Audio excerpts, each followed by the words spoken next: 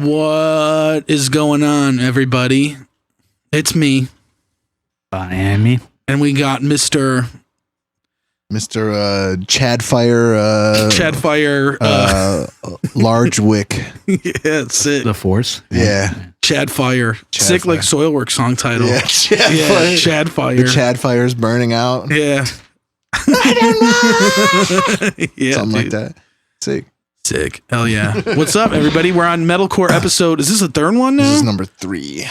Yeah. Mm-hmm. I think so. I already did 2 Acacia Strain albums. Yeah, this is the second one. Yeah. Not my favorite, but we'll talk about that. All right, good. Well, yeah, shit, guys. You have a new song out.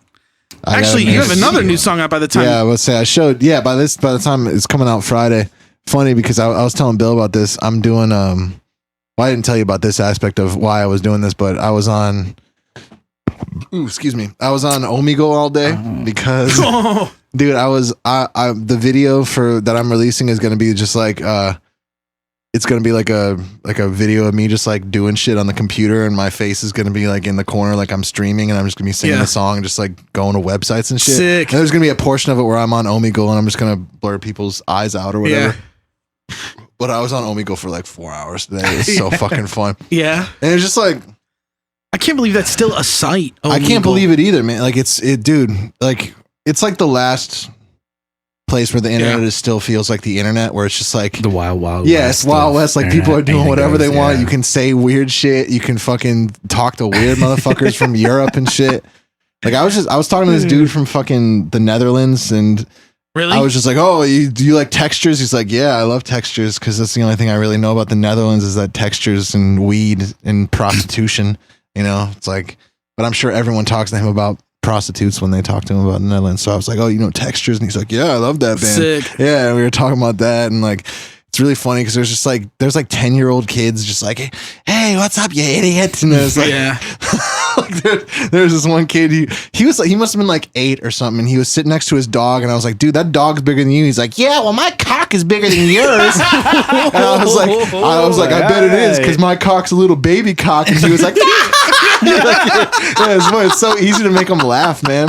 I'm just talking to fucking weird 8-year-olds. That's so sick. Fucking funny, dude. That is funny. Yeah, dude. It makes me think that we should like do that sometime. We should. I'm down. It'd be so funny to see what we run into. There was a couple people I had like 20-minute conversations with where you're like, you can just like talk to these motherfuckers. Right. Just be like, what's up? What's going on in your world? They talk to you about fucking living in Budapest or some shit. There was this girl I talked to. She's like from Texas. I talked to her for like 20 minutes and she was just talking to me about like how her dogs are like have their balls still and they like come all over the place. And I was just like, all right, cool. Sick. Yeah.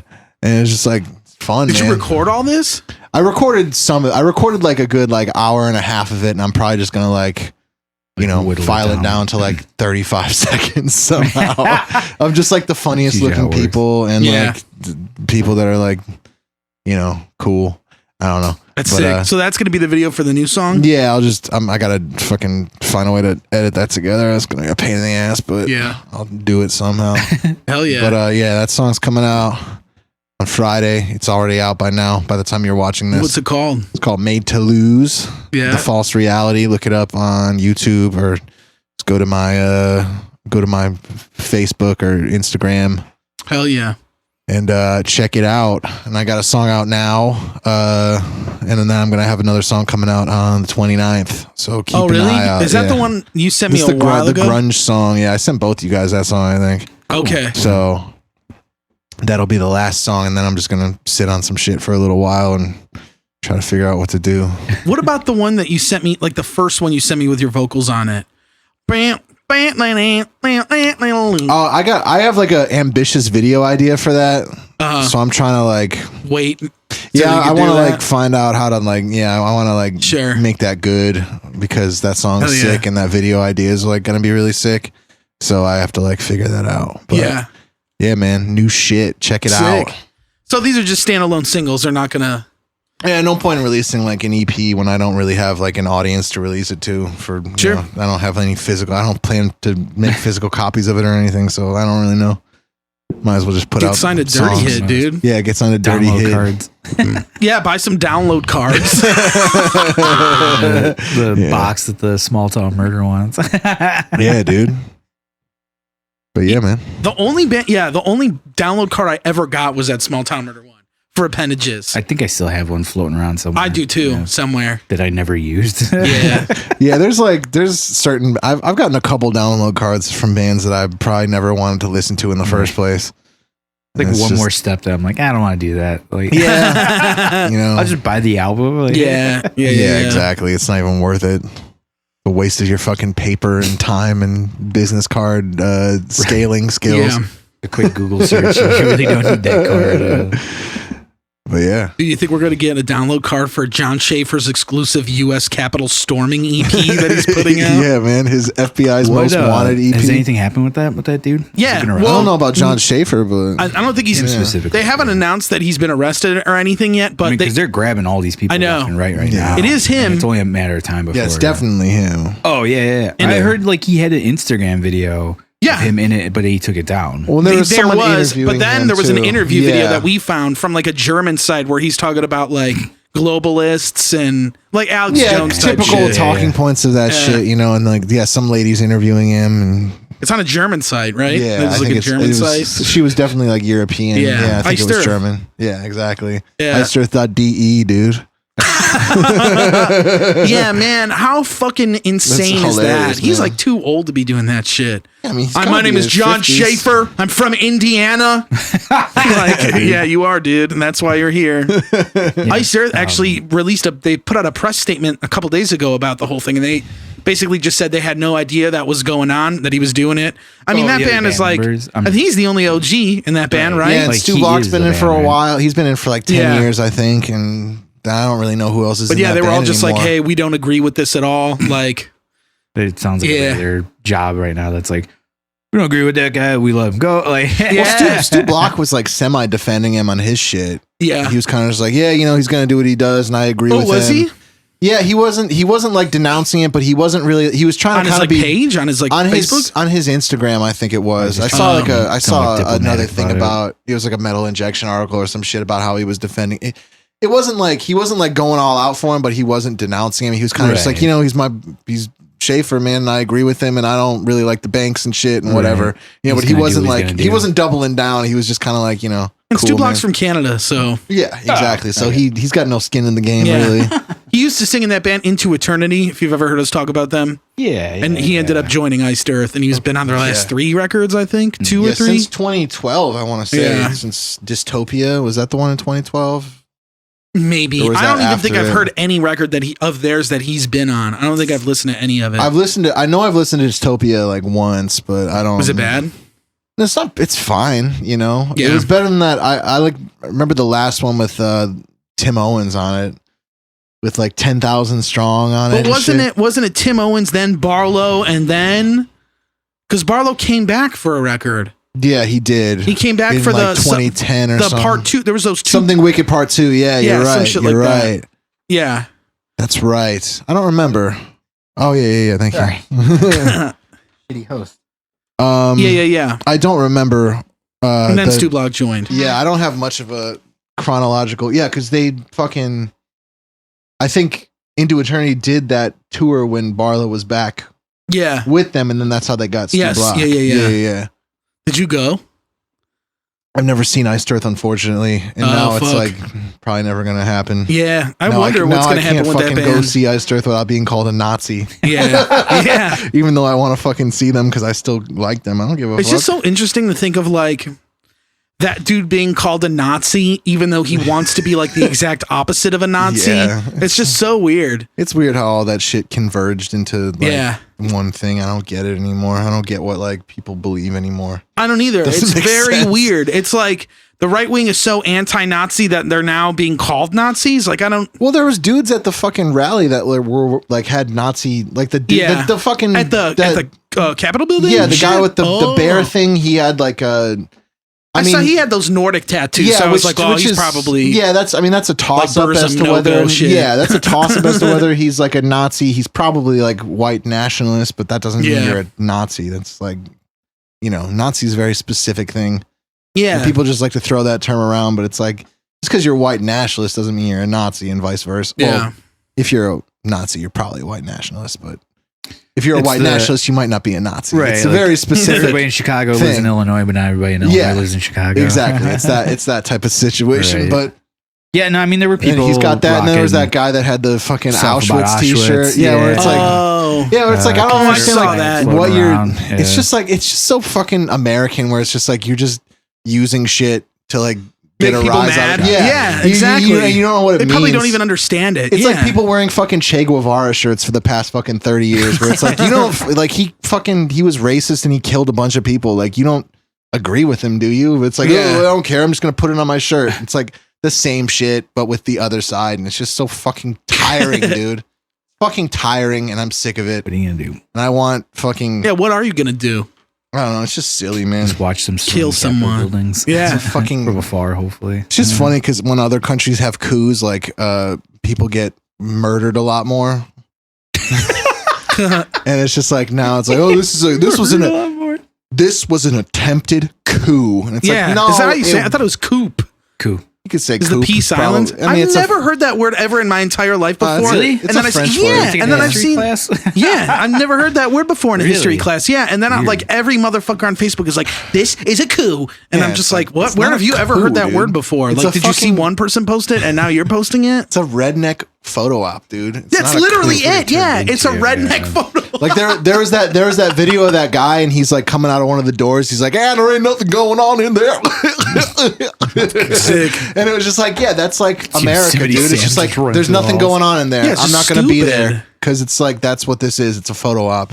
It's fucking silly to call it a coup. Well, John Schaefer's standing for his country, and the dude from fucking Syria still has a Twitter, but fucking Trump doesn't. Yeah, stupid. How fucking crazy is that? Kim Jong-un probably has a Twitter. I haven't looked, Trump doesn't, but I'm sure he does. Yeah, that's pretty nuts. I mean, it just got so. I remember like Twitter and Facebook started doing the thing on his page where it was like they would put like disclaimers if everything was false. Yeah, and that was like I remember like. It was the day before Trump's account got banned. Like every single post was just like false, like not accurate information. I'm like, holy shit! Every post is about the election being stolen. So like, well, that's even anytime anyone just says COVID in their status, it's like click here for the CDC thing about it, and it's like I just said COVID. Like it doesn't mean I'm like doing anything. It's like it's a safety precaution. Like but they just do that with everything now. It's just like. They fact check shit. And it's like, I don't need you to fucking fact check. I'm an adult. Well, the problem is there's a lot of misinformation out there and people don't, Yeah, but I think that strengthens the misinformation people more than it doesn't. It does and it doesn't, yeah. I don't think there's really anything you can. I mean, people are trying to like fight shit now with like misinformation. And I don't think there's anything you can really do anymore. I mean, nobody's telling you the truth no matter what. So it's like, fuck it. I don't care. It's pretty wild to think you got banned, though.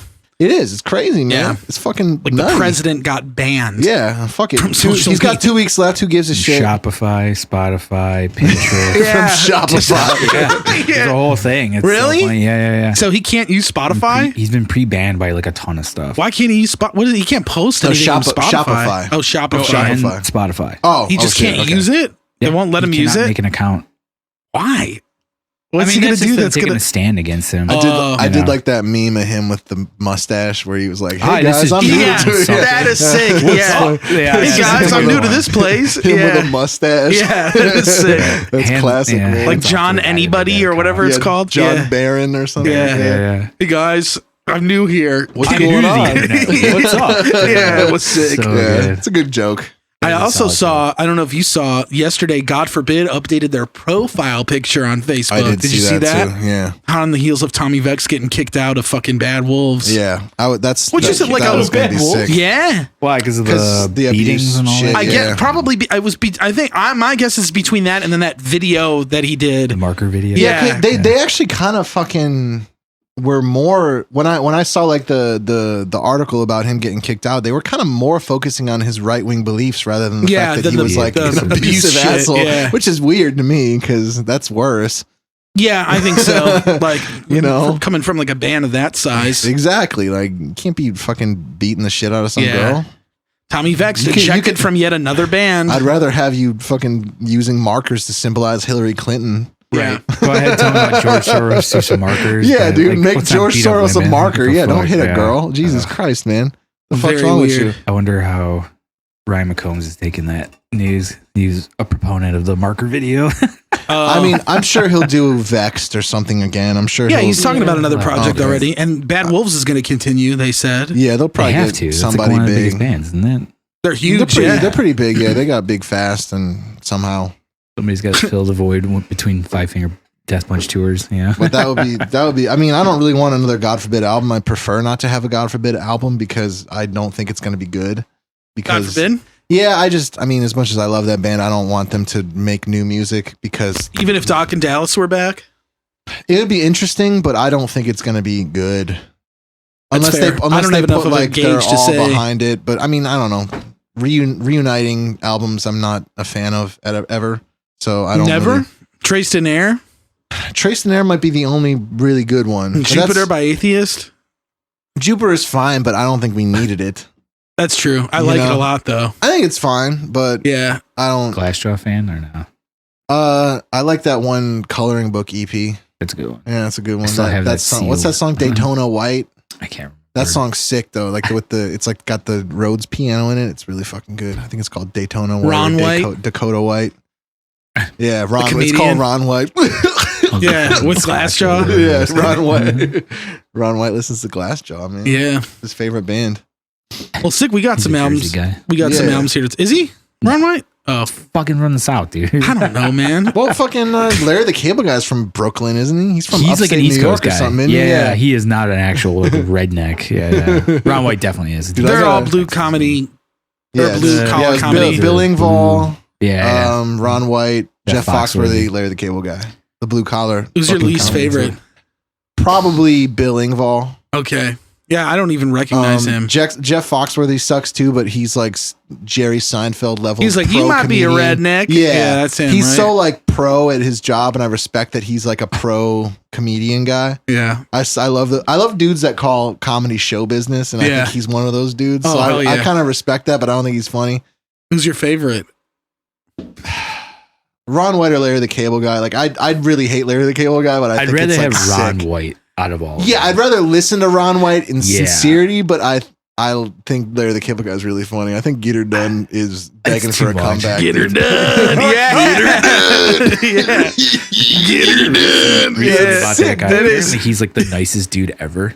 Larry the Cable Guy? Yeah, like he takes care of his crew all the time and like Oh, sick. does like these insane like meals for everybody whenever they do stuff. And, He's like, very Toys for Tots. yeah. Oh, hell I yeah. heard he's like he's a super sweet dude. So I may not like his comedy, but at least he's doing good shit with it. Get her done. He's getting it done. I don't care who you are. That's a funny joke right there. That's a funny joke right there. I don't care who you I are. don't care what your stance is. That's a funny joke. Did he say that's funny right there? There's an SNL skit where they Stupid. like make fun of that with like the whole catchphrases, and it's like comedians of catchphrases, and it's so funny because it starts out like a regular catchphrase, but then it just devolves into just gibberish, and everybody's like losing their shit. whenever they say it. You watched The State, right?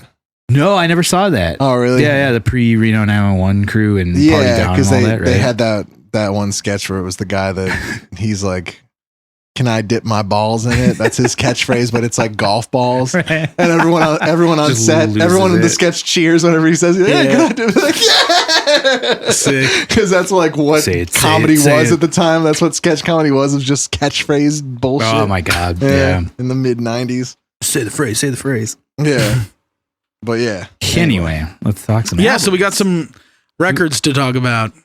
you, Alex first. You, Then me. you, then me last. Cool. So what do you got? This is a wide range of metalcore. Yeah, definitely. Yeah, I mean, when I listened to mine again, I was kind of like, I think it's fair. yeah, it kind of is, but you know, it's not necessarily a metalcore record. It's a very unknown. It's more post-hardcore, I think, which is kind of a convergence Sure. of. I think they converged at a point. Metalcore and post-hardcore. It's kind of like the same thing now. Ever since Architects was a band, you know. Yeah. They kind of like put the two together, or like Of Mice and Men, or any of those kind of bands, like any of the late 2000s bands that became the big metalcore bands of the 2010s. But First Signs of Frost, the album Atlantic, Dan Tompkins from Tesseract fame. Yeah, which is wild. This is the band he was in before. The singer from Tesseract was in this band. Yeah, that's like this is I one guess of the big gent bands of the time. I've met them. Yeah. Yeah, because they're the big so he's ones. the They're the big singer. ones. Gotcha. Yeah, he sang for the record, and yeah, it's a How good, did you find it? Because of Tesseract? Yeah, it was probably because it was like 2011 when they put out One, and then I was like, oh, this band kicks ass, and I love the singer, and I want to find out everything What about did they him. put out Concealing Fate 2010? Yeah, the EP was 20. It was like 2010. I remember because Max. I pre-ordered it. Yeah, on Century Media. Well, Max and my cousin Jonathan, they went to see Tesseract in 2010 when they were touring with Devin Townsend. Yeah, it's 21 and up, right? Yeah, we couldn't go. We weren't 21 yet. I wanted to go. We were both 18 or 19 or some shit. Where was that at? It was at Lincoln Hall. And they opened for Devin Townsend. It was like right when he started doing the Devin Townsend project shit, right? Or yeah, close it must to have. it. Yeah, I mean, because he put out those Key and Addicted in like 2009 or whatever. And yeah, I remember Max brought the fucking he bought the Concealing Fate EP at that show. Was that before One came out when they were on that tour? Yeah, because that was like November or October. It was like fall of 20. It was like the end of 2010. Oh, okay. It was like yeah. November or December or something. And then I think Concealing Fate was out that fall, like September or something. And then One must have come out like in March or April the next year. And One had all the songs. Yeah, it had Concealing Fate 1 through 6 and then like 5 more songs. Or whatever. Yeah, I was bummed by One. Yeah, but it was still a good record. I mean, I think that whole album is still pretty fucking solid. I agree. As a record, that and Altered States are really good. But yeah, I listened to that record and it was like Dan Tompkins at that time was like, holy shit, like this guy's the fucking shit at vocals. And so like, because they were like a more like for the gent movement, I feel like they were second to Periphery, but like but they were like more mature. Yeah, they were very mature. Yeah, because it was like they would hold back on heaviness a little bit, and they would kind of like give you more melodic shit. And it was like it was just something about it was like more mature. Like they didn't have songs like Tot La Mad or fucking I don't know, like goofy bullshit, Zyla Rocks or some weird shit. It was mostly just like melodic, and then like heavy rhythmic shit, and then like really good clean vocals, which at the time Periphery didn't have good clean vocals, in my opinion. When you listen to Periphery 1 now, it's hard. It's hard to listen to it. Yeah, he's not good. Yeah, he fucking was not very good. But yeah, so like, and then at the time, this was like just an important record to me as far as like in that time period of me going to college. I was going through like an identity crisis because I hadn't been laid yet. So I was like, I didn't want to be like metal anymore, but I wasn't ready to let go of metal music. And this was like a really good balance because it's like, it's very much good like gateway. Yeah, it's like there's a lot of like fucking technical guitar work on this record. Yeah, and there's not like a lot of screaming. Like there's some like there's that one song at the end, the Sing Ain't My Style. That song at the end has the fucking like screaming in a lot of it. Then a couple other songs have like a part where he like will yell some shit. You know, he does like some like pitched screaming, but it's not like guttural. It's not like harsh. It's just like, it's like still singing kind of screaming. And so I was like, oh shit, this is like really cool. Like, how did you find it? My brain. Well, it's just because like Googling Dan Tompkins and you find out like what other shit. I don't really remember exactly how, but like, might have been Max or like, I don't know, because I was in a band called Ocean Walker at the time, and we wanted to kind of like do that kind of style where we weren't screaming a lot and we had melodic shit, you know, over heavy shit, you know, but we were still metal, but we didn't want to be called metal. And it was exactly like that, but it was exactly like this fucking record. And we all really liked that album in that band, and we all kind of referenced it a lot when we were talking about what we wanted to do. And but that record was like important because I was like, oh man, you can be like technical and like melodic and have like interesting melodic shit going on, but you don't have to be like a metal band. Brutal as fuck. Yeah, exactly. You don't have to be like a prog band either. You could just be like I don't know, in my naive brain, I was like, this could be on the radio. I mean, like, no, it couldn't be. Like, it's not going to ever just fucking be on the radio. Outside of but yeah, radio spectrum. I was so like, my fucking gauge of what was like appropriate for people to listen to was so off. I was like, oh, dude, if a girl fucking listens to Silver Sun Pickups, she might like this too. It's just like, no. Oh, no way. Yeah, exactly. But I didn't fucking realize. Yeah. I don't know. I didn't fucking know. But that was my gauge for why I liked this album so much. Was just like, it was like, you could listen to it and other people wouldn't think you're like insanely weird for liking it. Fucking exactly. I don't understand it. Why is he yelling the whole time? Yeah.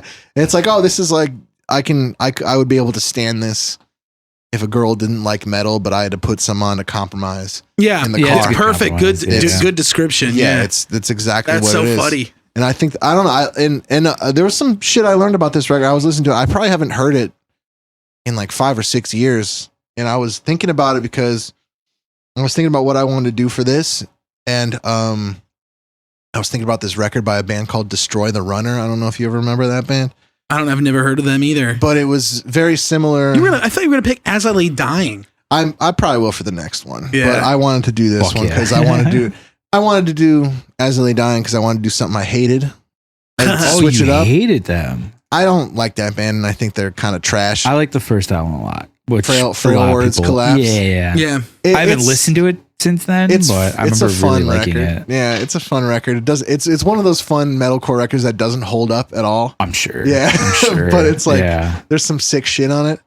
Probably more nostalgic than anything. But yeah, I might do it for the next one. But I was like, I would rather do something that I liked, and I was like thinking about that Destroy the Runner record, You don't like, which. Well, you know, I'm sure one of us will pick something you don't I like. wanted to do An Ocean Between Us, which I've never like. I feel like that's like As I Lay Dying's like biggest record. Was it? I feel like most people talk about that record the most. Was that Shadows Are? I think Shadows Are Security is the biggest one. Second one. Yeah. Okay. That's well, where I think that's the one that had like all the singles and all like they had like 5 or 4 music videos on that record. Yeah. I don't know. I still Metal think Blade Ocean was, like, Between Us was like a big deal. I don't know. Whatever. I think it was a big deal because the second record was so big that they had all these eyes on them. Yeah, maybe that's what it was. But I feel like just when the whole Tim Lambesis thing, when he was coming back, people were like, oh, Ocean Between Us was a classic to me. I feel like I saw that a lot. So I don't know. That's weird. I wanted to choose it because I'd never heard that record. Oh, really? But yeah, I've never listened to it, and I record. wanted to like listen to it and like talk about it. But I just decided. I don't know if I've ever heard the whole thing. But Destroy the Runner, I had thought about that because it's really similar to this fucking First Signs of Frost record as far as it's like, but they're American. They're not from the UK. But it's like very much like these metalcore guys that were like trying to write like catchy poppy shit with no screaming. And I was like, I thought of the First Signs of Frost record. I was like, fuck, dude, I should do that record because it's really, it's really fucking sick. And it meant a lot to me at the time. And I totally fucking left it in the dust. So when you found it, was Dan Tompkins still in Tesseract or was he out by now? Yeah, because I had heard it after, because the album came out in 2009. Yeah. And I heard it in 2011, and I think he had quit by then. When one came out? Yeah. Wow, he quit the same year? He quit. That one came out? I didn't know that. He quit. No, he quit. He quit after the fucking First Signs of Frost record came out. He's right. That An Ocean Between Us is their highest charting album. Wow. No shit. Yeah. 8th Okay. on US records. Wow. Top 10. That's pretty big. Made it into Germany. What's AUT? I don't know. Australia? Australia is AUS. Yeah. So maybe Austria. Maybe Austria is AUT. I'm guessing that's Switzerland. SWI. Yeah. That's that's crazy. Their follow-up album was not far behind though. The Parlous Rise. The only thing I remember on Ocean Between Us is Nothing Left. Yeah, same. That was the first single, right? And then I think there was some song called like The Sound of Something, The Sound of Perseverance. I don't know. Yeah. Sound of Surrender. Sound of the cops knocking on your door. Yeah. Yeah, sound of Tim Lambesis conspiring. Yeah, sound of burning 25% of your body. Finding a hitman. Yeah. Yeah, this record though, I thought was really cool. Interesting. Yeah, I'm surprised I never fucking heard you guys ever talk. I've never heard you talk about this record. We listened to it a lot and we kind of just left it where it was. It's very like classic Sound of the Time shit, but it's quality. Yeah, I like the album cover. I think is horrible. Like awful. Just a half of a girl's face crying. It's like, come on, dude. What do you what? It's really bad. No thought put into it. None. Yeah. When I glanced, I was like, it reminded me for some reason of that band In This Moment. Oh yeah, because it looks like some shit like that. Like even the font and like the overall look of the album. I was like, what the fuck? Yeah, because I think in this moment, like their off. first record was the same kind of cover. It was like a crying I think so. woman. It's probably the singer. It was Maria Brink or whatever her name is. Yeah. I thought it was Maria Bink. Maria Bink. Bink is sicker than Brink, dude. Yeah, it is Bink. Yeah. What's up, Mrs. Bink? But yeah, it was like, that was the thing. It was like, it's kind of like a Warped Tour kind of fucking vibe to it. Like, sort of, yeah. You know, like it could have been like a Warped Tour band, but. Yeah, I you know what? There's so many really different vibes to it. Yeah, it's like counterparts, but more technical, but more pop punky. But then like, I showed it to Sam to see what she would like, what her initial reaction would be, because like she doesn't like, she would listen to that and be like, this is a Warped Tour band. You know what I mean? Because she doesn't like, she won't have a reference like that. So like, she was just like, oh, the singer kind of sounds like Linkin Park, but the music sounds like something like Paramore or Dance Gavin Dance would do. Yeah, there's but, some like, technical kind of Dance Gavin Dancey shit in there, and there's like a lot of like gent rhythms too, like syncopated fucking gent rhythms where like dudes obviously listen to that kind of shit. Oh yeah, my initial when I was listening to it, I was like, man, there's shit that sounds like. And I'm sorry if anybody is a huge fan of this band and gets offended, but to me, I was like, oh, this is like 36 Crazy Fists and really Protest the Hero. Oh yeah, Protest the Hero for sure. It was really weird, like hearing that. I was like, man, that's two things I never thought I'd hear. Yeah. Like, hear myself go, oh, that sounds like these two things, which both bands I like. So I didn't mind listening to this. It's kind of crazy though, because like I feel like this, like I feel like a lot of like gent dudes now, like. If they're not into shreddy shit, they're into like more like pop rocky shit like this. And I feel like if this band existed now, it would be like way bigger than it ever was. Yeah, because it sounds like it could be a post-gen record, but it's like a pre-gen record. Yeah, it's fucking 2009, dude. Yeah. 2009. And 2010, 11 was when that shit really started taking off, because Animals as Leaders was 010 or 2010. I think he's going to say O there. But, 010, yeah. Still zero in there. Yeah, Animals as Leaders was 2010. Periphery 1 was 2011. Fucking Tesseract was 2011. Like all this shit was fucking like coming out that got huge, you know, that dudes that are fucking huge now so that this have band Lamborghinis. Dissolved because that guy ended up going to Tesseract? But they're still a band, I think. Like when I was looking at their Wikipedia, they put out some shit in like 2017 that I've never heard and I still did not listen to. Not with Dan Tompkins though, right? Dan Some Tompkins. guy named Matt Lawrence, I think it was his name. I've never heard of him. But yeah, Martin Lawrence joined. Dude. The album The Black Knight. So this one's going to be on the soundtrack. Boys. The Black Knight, hell yeah. He did a Black Knight version of the fucking sick movie. He did a soundtrack to the fucking album. Yeah. Didn't you go see that in theaters with your dad? My dad on his birthday. Yeah. My dad likes certain black movies for some reason. Yeah, it's really funny. Yeah, it's a good. He likes African American comedies, not black comedies. Like, yeah. My dad took me to go see Pootie Tang in theaters. Yeah, I remember wanting movie. to see that because I thought that trailer looked really funny. Yeah. They cut the trailer to look good. We saw that. We saw Nutty Professor, and then we saw Meet the Clumps in theaters too. Yeah, we saw that. Saw Undercover. You never saw Undercover Brother, did you in theaters? No, I don't think. Yeah. No, I don't think we I did. still like Undercover Brother. Yeah, time for movies. Like, all those, the early dude. Me and Max saw like so many shitty movies in the early 2000s because we'd visit my grandpa in a nursing home on Sundays, and then we'd like go see a movie. Afterwards. So we'd see like whatever we saw at that every time. shitty movie between like 2000 and 2005. Fuck yeah, all that sounds them. amazing. They sucked. Van Helsing was that in that era? Van Helsing was like 04, 03. Really do you like Van Helsing? I do enjoy it. It's a very bad movie. But I like it too. Extraordinary Gentlemen. How about that? Oh, I just watched that the other day. Alex G, bro. That ruined Sean Connery's career. Yeah, remember we were at we were at your house. We were all going to decide to watch. We were all picking out like DVDs of which of your dad's movie collection, which we wanted to watch. And I was like, I showed him. I was like, I want to watch this one. He's like, oh, that's a good one. It was League of. I picked out League of Extraordinary Gentlemen. My dad loves those. My dad loves those pre comic book movies getting big. Comic book movies, and they were still trying to figure them out. Very like I don't blame him. Yeah, it's very like proto that shit. Yeah. I just watched Crow 2 this morning. Oh yeah. Somebody was just talking about Crow 2 to me. That's the one with Deftones in it. Yeah. I just watched fucking Song Rules. Chinatown, dude. That movie's fucking I haven't seen that fucking forever. What was there's a sequel to that one. There's a sequel to Chinatown? Yeah, it's like it's a spiritual. Roman Polanski didn't do it? Yeah, it's like a spiritual sequel. I remember people bringing that up, and I always thought that Little was weird. Italy. Greek town. Yeah, Greek town. Halsted and fucking Randolph. The Anyway, movie. getting sidetracked here. Yeah, sorry. But It's a good record, man. yeah, I was very surprised at how much I liked this record. I was just like, this could be It was a fun really listen. weird. But yeah, it was very entertaining the whole way through. And like, I actually saved it to listen to it again at some point in my sick. life. Yeah. But yeah, it's very weird. It's weird because, and what also is weird to me is that this came out in 2009. So like, he must have jumped ship very shortly after to join Tesseract. Yeah, or they 'cause broke up. It was pretty much after that because I think what I read on their Wikipedia was that Akil He did from the album, Tesseract yeah. did the fucking record. He recorded, which explains why the cymbals and shit are so fucking squashed. So, like that, like Yeah, the those drums compression are on got to it. be fake, right? Yeah, I'm sure it's an electric drum kit because it sounds so fucking squished and Yeah. like it sounds incredibly like Overly fucking compressed. compressed. Yeah.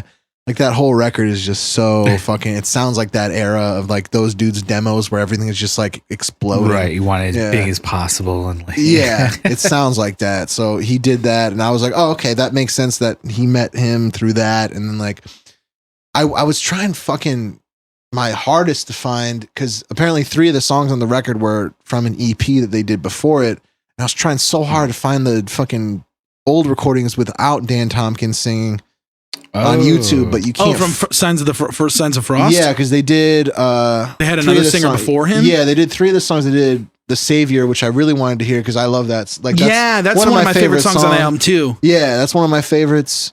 Good, like a fucking saving a girl, a song about a sad girl that Yeah. you're trying to fucking rescue.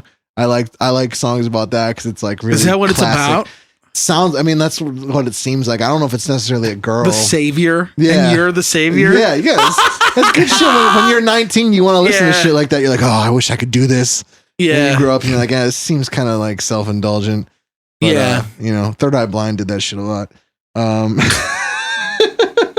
Third Eye Blind has a song called Wounded, and it's about a girl who got like fucking raped or sexually assaulted. God. And he's like, the song's basically just like, hey, baby, why aren't you the same as you used to be? I want to hang out with you still and be cool, but you're not anymore. And it's just like, Not anymore. and he's being really Oh, and he's man. being really sincere. He's like, come on, baby, let's kick ass again. And it's like really fucking like, dude, you're like, That's you're not crazy. even trying to listen to this chick, are you? Wow. But She's it's like crying. He's like, come on, man. But it's seriously like musically like one of my favorite Third Eye Blind songs. It's so sick. Was But that What album is it on? It's on Blue. It's Was the that one. ever a single? Like, I don't know if they never did a video for Okay. it, but 'Cause it's the second song on Blue. Their okay. fucking second record after gotcha. I their self-titled. recently somebody was talking about that song, the big one, "Semi Charmed Life," Mhm. and lyrically how fucked up it is. Yeah, it is. And I never realized that. Mhm. And that song's so fucking old. And they're like, yeah, man, it's like fucked up. And then you read the lyrics and you're like, oh, this is crazy that this was on national radio. Like, Yo, it should I remember not have been. in the video when he says doing crystal meth will lift you up until you break. In the video, he covers his mouth, Oh, really? and it's like he reverses in the video because they reverse the him saying crystal meth because you can't say it on the radio or Censor whatever. it, yeah. Yeah, so he's like doing crystal meth. It's like really fucking, and like I remember when I was a kid, I asked my mom, I was like, "What's he saying there?" And she's like, "I think he's talking about this drug called crystal meth." And I really don't think he's I like the song still, but I don't think he's a good guy for putting that in his song. And I remember that I was like, That's not even like the Mom, worst what do you part of the care? song Yeah. either. Yeah, there's a lot of fucked up shit in that They song. only have 6 albums out there, Night Blind. 6? For being- I'm surprised they even have 6. Yeah, from 1997 through the last one came out in 2019. Yeah, because I remember Fuck. I've only Popular. heard the first 3.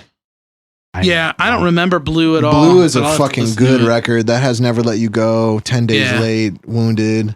Wound is the second song on the album Yeah, too. it's a fucking awesome song, but the lyrics are just like, ugh, it's like cringy. Yeah, To listen to check now, it you're out, kind of yeah. just like, dude, you missed the fucking. I'll have to listen to it You later. missed the Really fucking missed the mark, point and here, buddy. he says "miss the mark" in the song, so it feels. That's ironic. Maybe he I knew. think we missed the mark. Yeah. Yeah, but you say it there, but yeah. Anyway, Savior, that song. Yeah, that very song much is sick. like- I like that one and the second song the most on the record.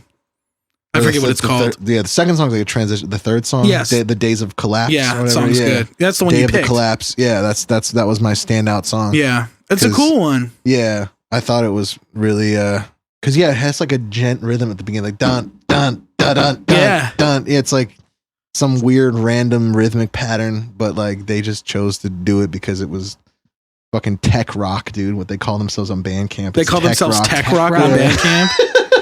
Yeah. Tech rock. Do you have a CD of this? Did anybody ever? Did Max might have one. I have never had one before. Max said I was talking to him about the record. He said he really liked it. Mm-hmm. Yeah, everyone in Ocean Walker like loves that record. Yeah, because that was like kind of our like one of our benchmark records. Yeah, we're gonna sound like this. Yeah, we want to sound like that. And that was a big one. I'm trying to think of the other ones, but that was a huge one where it was like, this is like. Yeah, the band probably could have been huge if they were like. They still did it. Yeah. Yeah, I mean, who knows if Dan Tompkins fucking. I don't know. Yeah, I mean, I think they're a band again now. They might all still be. Yeah, because I really don't. I never listened to the new shit. But I know they have new stuff. I was like, because I never even kept up with them. I was like, I assumed they just fucking broke up. Because when I was listening to them, they weren't even a band at the time. They were on a hiatus, or they weren't even like together. Oh, so they were already done. And, you know, by 2017, it's like, I've moved on. I'm not really. Yeah, it's almost 10 years later. Exactly. So, but they must have jumped ship shortly after that record came out. Because I mean, 2010, Dan Tompkins did "Concealing Fate" with Tesseract, and then won. Mm-hmm. Yeah, that's weird. They were getting big at the time. Tesseract was starting to fucking pick up steam. Yeah, and now they're big, and he's back in the band. Yeah, they have a weird fucking Tesseract has a weird fucking status in the band.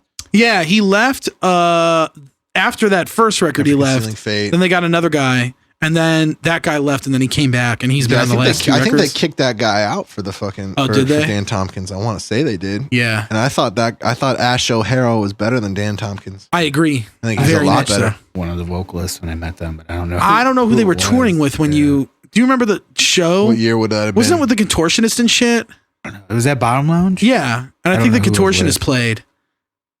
I don't know. It depends on what year that was because I don't know. 2000. It might have been an Altered States tour. Because were they headlining? They would have probably headlined over the Contortionist at the time. I think they were. Yeah, it might have been. Ash might have been there. Yeah, because I want to say like right after fucking Dan Tompkins left, they had Elliot Coleman, and then they had Ash O'Hara. Oh fuck! I forgot that they had him in the band. Elliot Coleman was only in the band for like a year too. He wasn't in there for that long. And they only did that like reimagined EP with them, right? Yeah, or some and then shit. He did that. I saw them with him once or twice. I want to say. Yeah, I saw him with Animals as Leaders and. Between the I hate Elliot Coleman. I know you love him. I think he's the shit. I love him. I hate him because he just sounds like fucking try hard Jeff Buckley. It's the shit, dude. I was so mad when he joined that band. I was just like, "Fuck, this sucks." Like I was so disappointed. I mean, for real, I do have to say it's a really horrible fit. Yeah, it's a bad fit for like his type of vocals. Yeah, but Elliot Coleman sings in Good Tiger, right? You like that band. You like Good Tiger. That dude was in Tesseract for a minute after. For like a year. I remember hearing that. 2011, like right after Dan Tompkins left. But you do not like that guy? I don't. No. I mean, I haven't heard any Good Tiger songs ever, so I haven't heard him on that. But I didn't like him in Tesseract. I didn't really and he used like to be that another last band. Good Tiger record. What was the other band of Man Not in Machine? Or he was in Sky It's Airplane too, right? Sky It's Airplane for like a minute. Yeah. Yeah. He never did. Wasn't he like? Wasn't he never did main vote? He was like the bass player in Sky It's Airplane. Yeah, weren't there like two singers in Sky It's Airplane? Yeah, Jerry Roosh, and then there was some guy after it. They did that stupid fucking EP. It might be sick. I've like only ever listened to it like once or twice. Can't remember what the fuck it was called, but it was after that Sky It's Airplane record. And he was the bass player, and he did like backing vocals and shit. And then Elliot Coleman did, of Man Not of Machine, and like a bunch of like Bulb, right? Yeah, a bunch of studio records. There were a bunch of studio bands. Because he did that fucking Zeliak thing or whatever. What the hell was that fucking? I don't know. I don't. At that It was like point, that weird like Maroon 5-y like funk rock shit. And he did it with that one dude Zach from Sky It's Airplane. Yeah, and they had. I used to get him confused with that Mike Semeski guy too. Because they've all been in and out of bands so much. Yeah, they've all had like fucking rosters of. Yeah, that band that he was in, Interloper, got signed to Nuclear Blast, and he's not in the band anymore. No, he's not. There's only 3 guys. That's funny. Yeah, their promo picture was only 3 dudes. Yeah, it's the guitar player the guy that was in the Faceless or whatever. He's doing the vocals on it now. Who? So there's this Semensky band. From he was in. Were you at the Faceless 10-year show with me? You weren't at that? No, I didn't. Who went to that with me? Somebody. Anyway, there's this band called Interlope. This dude, Mike Semeski, who's also similar to Elliot Coleman in the fact that he like was in a lot of like in and out bands. Of progressive he was metal actually bands. Remember the Heart Machine? Do you remember that band? Yeah. That first album, Disclosure. He was the singer on that. Oh, okay. Yeah, and then he was ended on up that first Intervals record too. If you ever heard that. We saw Intervals, remember? Yeah, but there was no. No, this was that was right after they kicked that. Well, way after. This is the next record after they kicked him out. But yeah, weird. Very strange because he's in and out. Because like Interloper was going to be this thing because they opened that Faceless tour and he was on the tour with them. Band of that fucking tour too because there was like 5 bands on that fucking tour. And they were like, oh, okay, like this might be a big thing. Like, and then they got signed. They just announced they got signed to Nuclear Blast. They put out an EP, but that dude Mike Zemeski's not in the band anymore. But I mean, there's so many stories about that dude. Like I always wanted to ask. I want to hear it, but Austin from Outrun and Audio Treat. Yeah, I want to hear this so bad. Intervals did remember? Yeah, as a famous They had to take it down because the vocals were so bad. That was Mike Zemeski. Which is fucking crazy because like the Intervals vocals aren't like that hard. Like no, it doesn't sound like they are. So after that, they never did vocals again. They just stuck. Well, all those guys quit, right? All the guys from Intervals quit except Aaron. Yeah, I don't really know who was in that band at that point, but I just know wasn't Anoop Sastry in the band.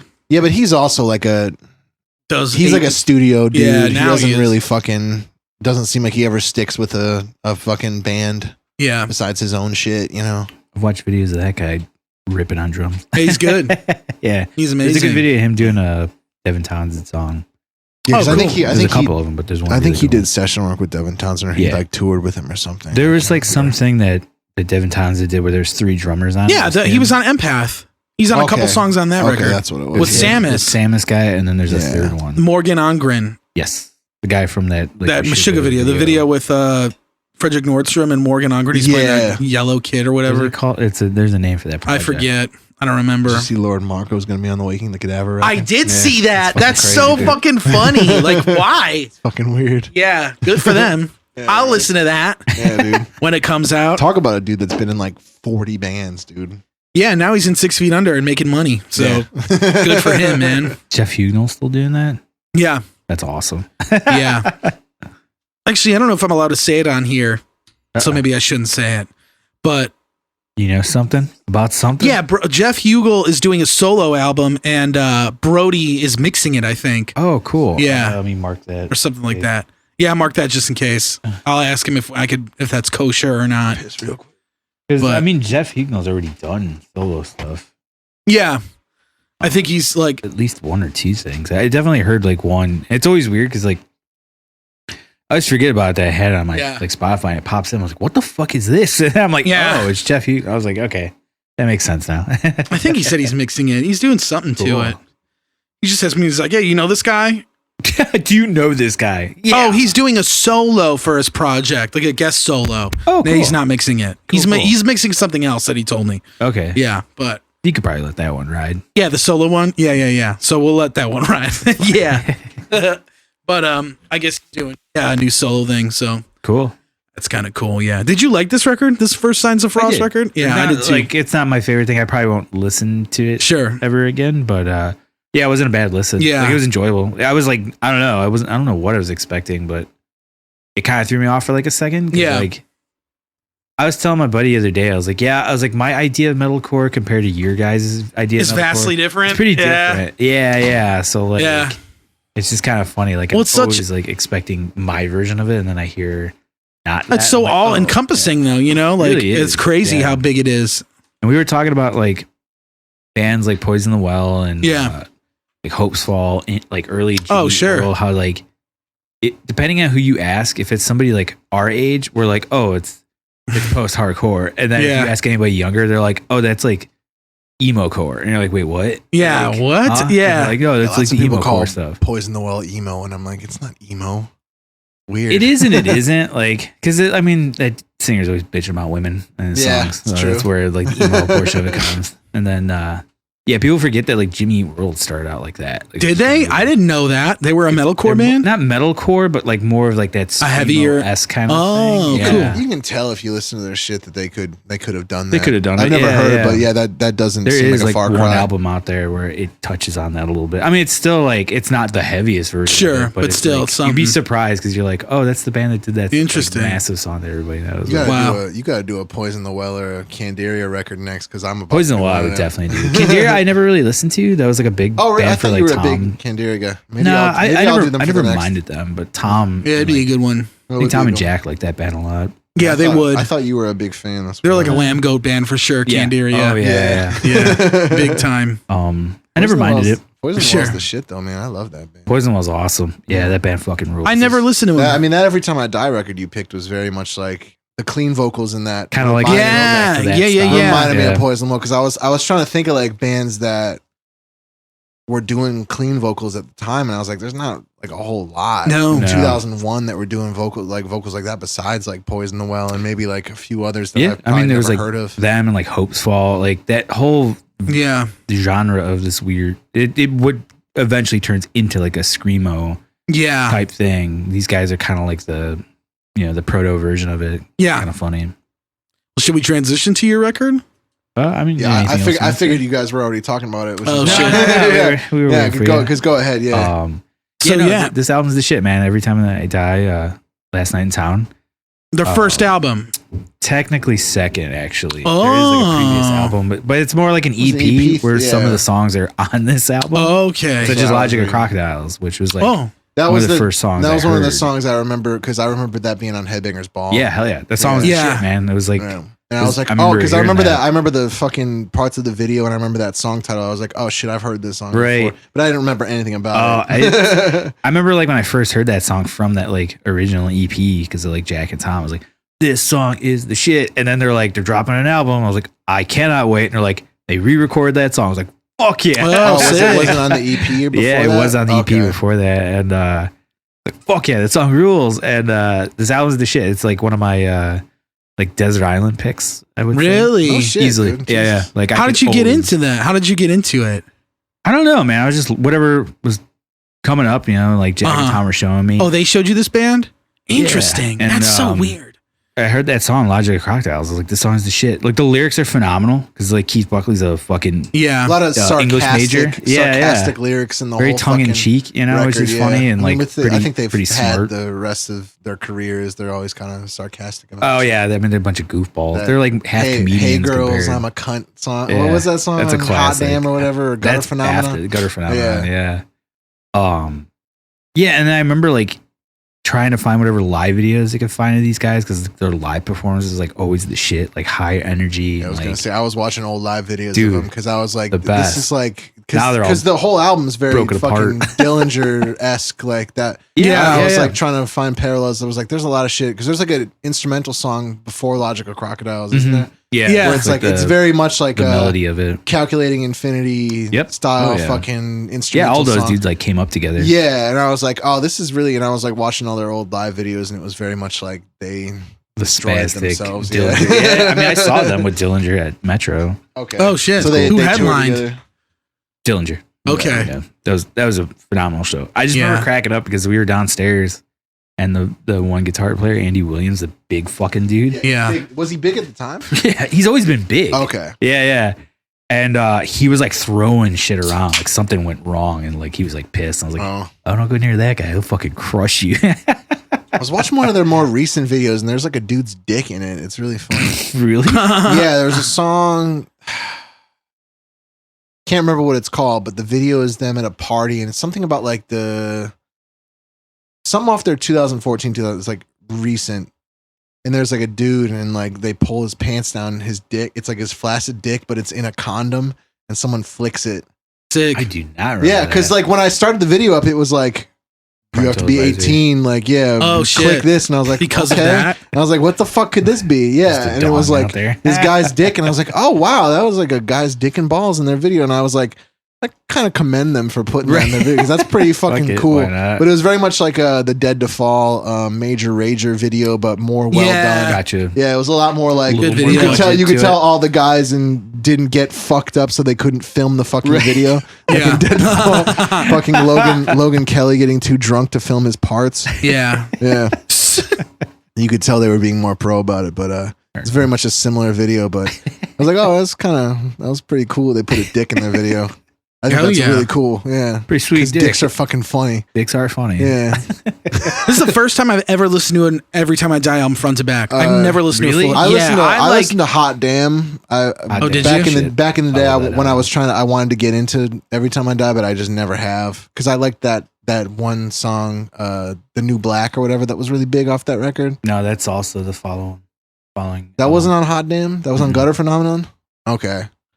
But that is a good song. That's a great song. Yeah, because they had that video where they were pretending to be in like the 70s at that mansion or whatever. Yeah, it was a parody of Mark Wahlberg movie. Yeah, Boogie Nights. Boogie Nights. Oh. Yeah. I didn't know that was supposed to be a parody of Boogie Nights, but it was because they have all the... Oh, no, I'm sorry. That's a different song where they do the parody. But the mansion with the tiger, the director...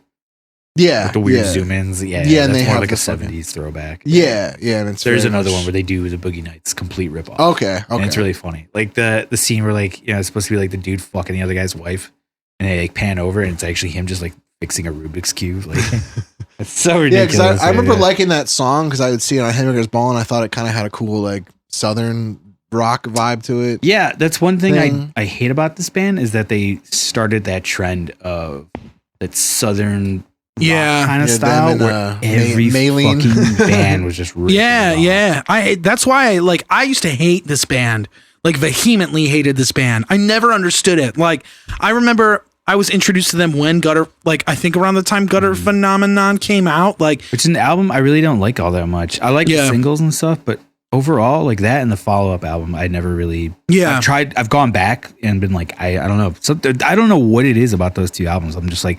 Just don't get it. But you like their shit, right? That came out recently are fucking awesome. Low some Teens of their best. And what's up? What's it called? Low Teens was the Low last Teens, one. And then I can't remember what the other. I don't know, but it's awesome. They're so good. Yeah, people people love that band. Yeah, that's why I used to hate them definitely a lot because I still don't really like. Yeah, them. I still don't like them that much either. I think they're fine, but it's just like I don't get why they're like legendary status. I mean, we've talked about like why we don't get like people especially like our job like love that band like a lot. Yeah, and I don't get like to me like because there's I guess I don't know they have like I have to bite my tongue and pretend like I like them when people talk to me about them at work. Yeah, I mean as far as a band I feel like I have to pretend to like they're one of the better ones I'd say. Really? Yeah, as far as bands, I have to pretend to. Yeah, it's more tolerable for sure. But this album I actually thought was all right. Yeah, like I liked it more than anything else I've heard by them. It's interesting that there's still bands that try to sound like this. Right. Yeah, now it was very funny because like lots of bands like at that time were ripping off like them and like Dillinger and other shit because it was cool, but now people are like ripping them off because it's throwback and it's like nobody ever stopped ripping them off, but it just changed the reason Never why. Given up breathing because there's still like Space Cowboy and shit, like all those bands sound like this, dude. It's like fucking weird, man. It is like, weird. Dude, do something else. Like they did it something already. New. Yeah. The Howard Jones appearance on it. I couldn't even hear it, man. I couldn't tell it was him. Yeah, it almost doesn't sound like it. Was it in the middle? Yeah, of the song like in the bridge section. Is he singing or screaming? He's screaming, yeah. I thought that was him, but I couldn't really tell. Yeah, I saw that he was featured on it. Yeah. Like I saw on the Wikipedia page. Blazman Shed days. Yeah, that's not even. Oh yeah, well Adam D did this record. Yeah, which is also weird. It's weird to me that this band is from Massachusetts. Like here's talk about your divide of metalcore here. Buffalo. Yeah. Oh okay. Well, it's not too far. It's like 4 hours from Massachusetts. You know. Talk about your divide of metalcore, like a band like Killswitch and then a band like this. It almost sounds like two different styles of music. Like it's so fucking different. Oh, yeah, night and day. You know, and that's once again like this is what I would be like. Oh yeah, this is like OG metalcore. Yeah, you know, Converge like style metalcore. Yeah, that type of stuff. Jane Doe style metalcore. Yeah, so like that makes it's like I do not like, but go on. Yeah, but yeah, me neither. I just like I don't understand like the popularity of that band. Like that band's huge, man. Huge. Like I know the biggest of the metalcore, I would say. Yeah, of like the cred metalcore bands. Converge? Oh yeah. Yeah, because every Time I Die is pretty fucking relevant. Because Jane Doe for whatever, or Jane Doe. Converge is the name of the band, not Jane Doe. They might as well be called Jane Doe because they've literally made a career out of that fucking face. Over and over. Yeah, of that face. Yeah, that face is like their merch still. Oh yeah, and like tattoos. But I feel like Every Time I Die is kept a better. Kept it more real. They've kept it more current because like literally Converge has been like doing the same. Hey, remember 1999 when we put out that fucking awesome record? That's we're doing kind of not that great. Right. Calculating Infinity is better. You know? Yeah, agreed. Yeah, by a long shot, I agree. It's better. Infinity is like the shit, man. Yeah, I think Converge has better records than Jane Doe. Yeah, I mean, I think Axe to Fall and All We Love We Leave Behind are both better than Jane Doe. Yeah, I agree. All We Love We Leave Behind is very much like a. That's a great album. It's a very like a. What the fuck's the name of that record label? Southern Lore. Southern Lord? Yeah, Southern Lord record. Like, it's very much like that kind of shit. I don't know. It's like that fucking. You think so? I don't know. What are you talking about, man? But it's got that very like doom vest metal feel to it. All We Love We Leave Behind. As far as like the tone and like the crowd it appealed to when it came out. Yeah, it has very that Patch appeal Jacket. to it, which is it's very Southern Lord fucking. Yeah, all right, that's fair. I get that. Kind of, I think that's, but it's not because Southern Lord bands don't sound like that. Don't sound anything like that. Yeah, Sun does not sound like Converge. Yeah, they're much more fucking dirty than that. But yeah, but it still had that fucking appeal to it, and I feel like Every Time I Die kept it much more mainstream as far as like their appeal, and I feel like they're a bigger band than Converge because of that. Oh yeah, people still like people like kids like that band. Mm-hmm. You know, like they're still newly relevant to people. Like that's cool. I mean, it's not 35-year-olds that drink it, reads local, still listening to that shit. See, from in my world, I don't know much people that talk about that band like ever. Yeah, but nobody in Roman Ring does. Yeah, because I don't think anybody likes that. No, band. I definitely. Yeah, you don't. Yeah. I just didn't get it. I can't imagine Nate does. I don't think so. I mean, definitely not Frank or Dan, but sorry, go on. When I was in high school, I remember this is a show at fucking Sound Lab. We played a show with this band we were friends with. I don't even remember what they were called at the time, but the drummer had an Every Time I Die shirt. And I was like, why do you like that band? And he was like, oh, they're like a party band, man. And I was like, oh, okay. Yeah, it's like, that's it. Old Attila. Yeah. And they have that, like, by the time I was listening to them, it was more that Southern twang style. And I'm like, man, I fucking hate this. I hated that shit. That was like a very big thing in the mid to late 2000s was like that stuff, like Chameleon, Sons of Disaster and shit. Yeah, and bands like that, I couldn't stand it. I actually really like Maylene now. I hated them at the time. Do you like them now? I think they're sick now. I never realized they had like an Under Oath connection before. The singer, first singer from Under Oath is in that band. I never realized which is weird until I started listening to them and being like, this is kind of cool. That first Under Oath record is all right. What, when they Jesus Christ I Love You? No, the one before that.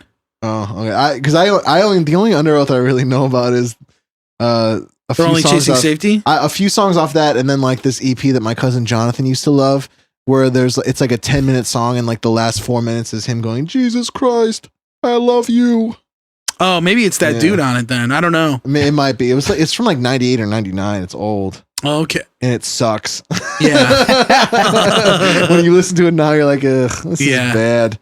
My cousin still's like, he's like, he'll still tell you it's like the shit. And I'm like, dude, listen to it again. It's not good. Yeah. It sucks. Even Finn McKenty will talk shit about like, cause they have like that, death metal EP or whatever. Well, they have that like, yeah, it's that EP and it's like where he says that shit. Well, it's like they have like that pro life song on there where he's like, yeah. They're like 15. They're like, you should have thought of that before you had sex. And it's just like stupid. What? Yeah. Like, dude, get over it. You're 15. But yeah, the combination. You ain't even pissing sweet yet, kid. Yeah. Every Time I Die, I did enjoy this record. I did enjoy listening to it because I thought it was not what I expected it to be. I expected like the Southern riffs and shit like that. I did too. Yeah, it was nothing like anything they've done since, which is kind of funny. And it's just, the way that people praise that band now just makes me want to hate them more. Yeah. Like, do you remember, and this is ignorant of me to say, but like Metal Sucks did an article like a year or two ago, probably whenever the last album came out, and they were like, oh, you want to know how fucking cool and down to earth Every Time I Die is? Like, they stay at Motel 6s after their shows. Like, what? You're going to commend them for that? You're going to say that they're like, yeah, they do it old. They kick it old school. They don't care about like fancy shit. It's like, what? Wasn't that after, because it was like, there were so many articles I don't they did either. after, it's $60 for a room there. After CJ from The Irish Murder, after he like talked about quitting the band, and he was like going, like there was like all those articles about like breaking down what it costs to be in like that level of a band. Yeah. And then like they would have like all these articles like countering that, where it's like, actually, you don't have to be like that. You could just do this. And yeah. It's like, that was like in that fucking stupid pop, that era of fucking. Oh yeah. That era of articles that they were doing. Yes, yeah. Like of news. Stupid. Yeah, it's like, I don't give a fuck. Yeah, like, okay, that's 3 t-shirts for every time I die. And they'll sell those immediately. Yeah, so they get a will. Motel 6 room. Like, I don't give a fuck. Like, why? Like, that makes them road dogs because they stay in a fucking Motel 6? Yeah, dude, that's like lick my scrum, dude. Fucking most of the bands, all the time. most of the bands we tour with fucking don't stay anywhere. They could. Yeah, And yeah, they totally but could. they still don't. Yeah, So it's exactly. like, so who gives a shit, dude? It's so stupid. And it's just like, I get like, I mean, how much do you think Every Time I Die would make in merch a night? Like at least $5,000?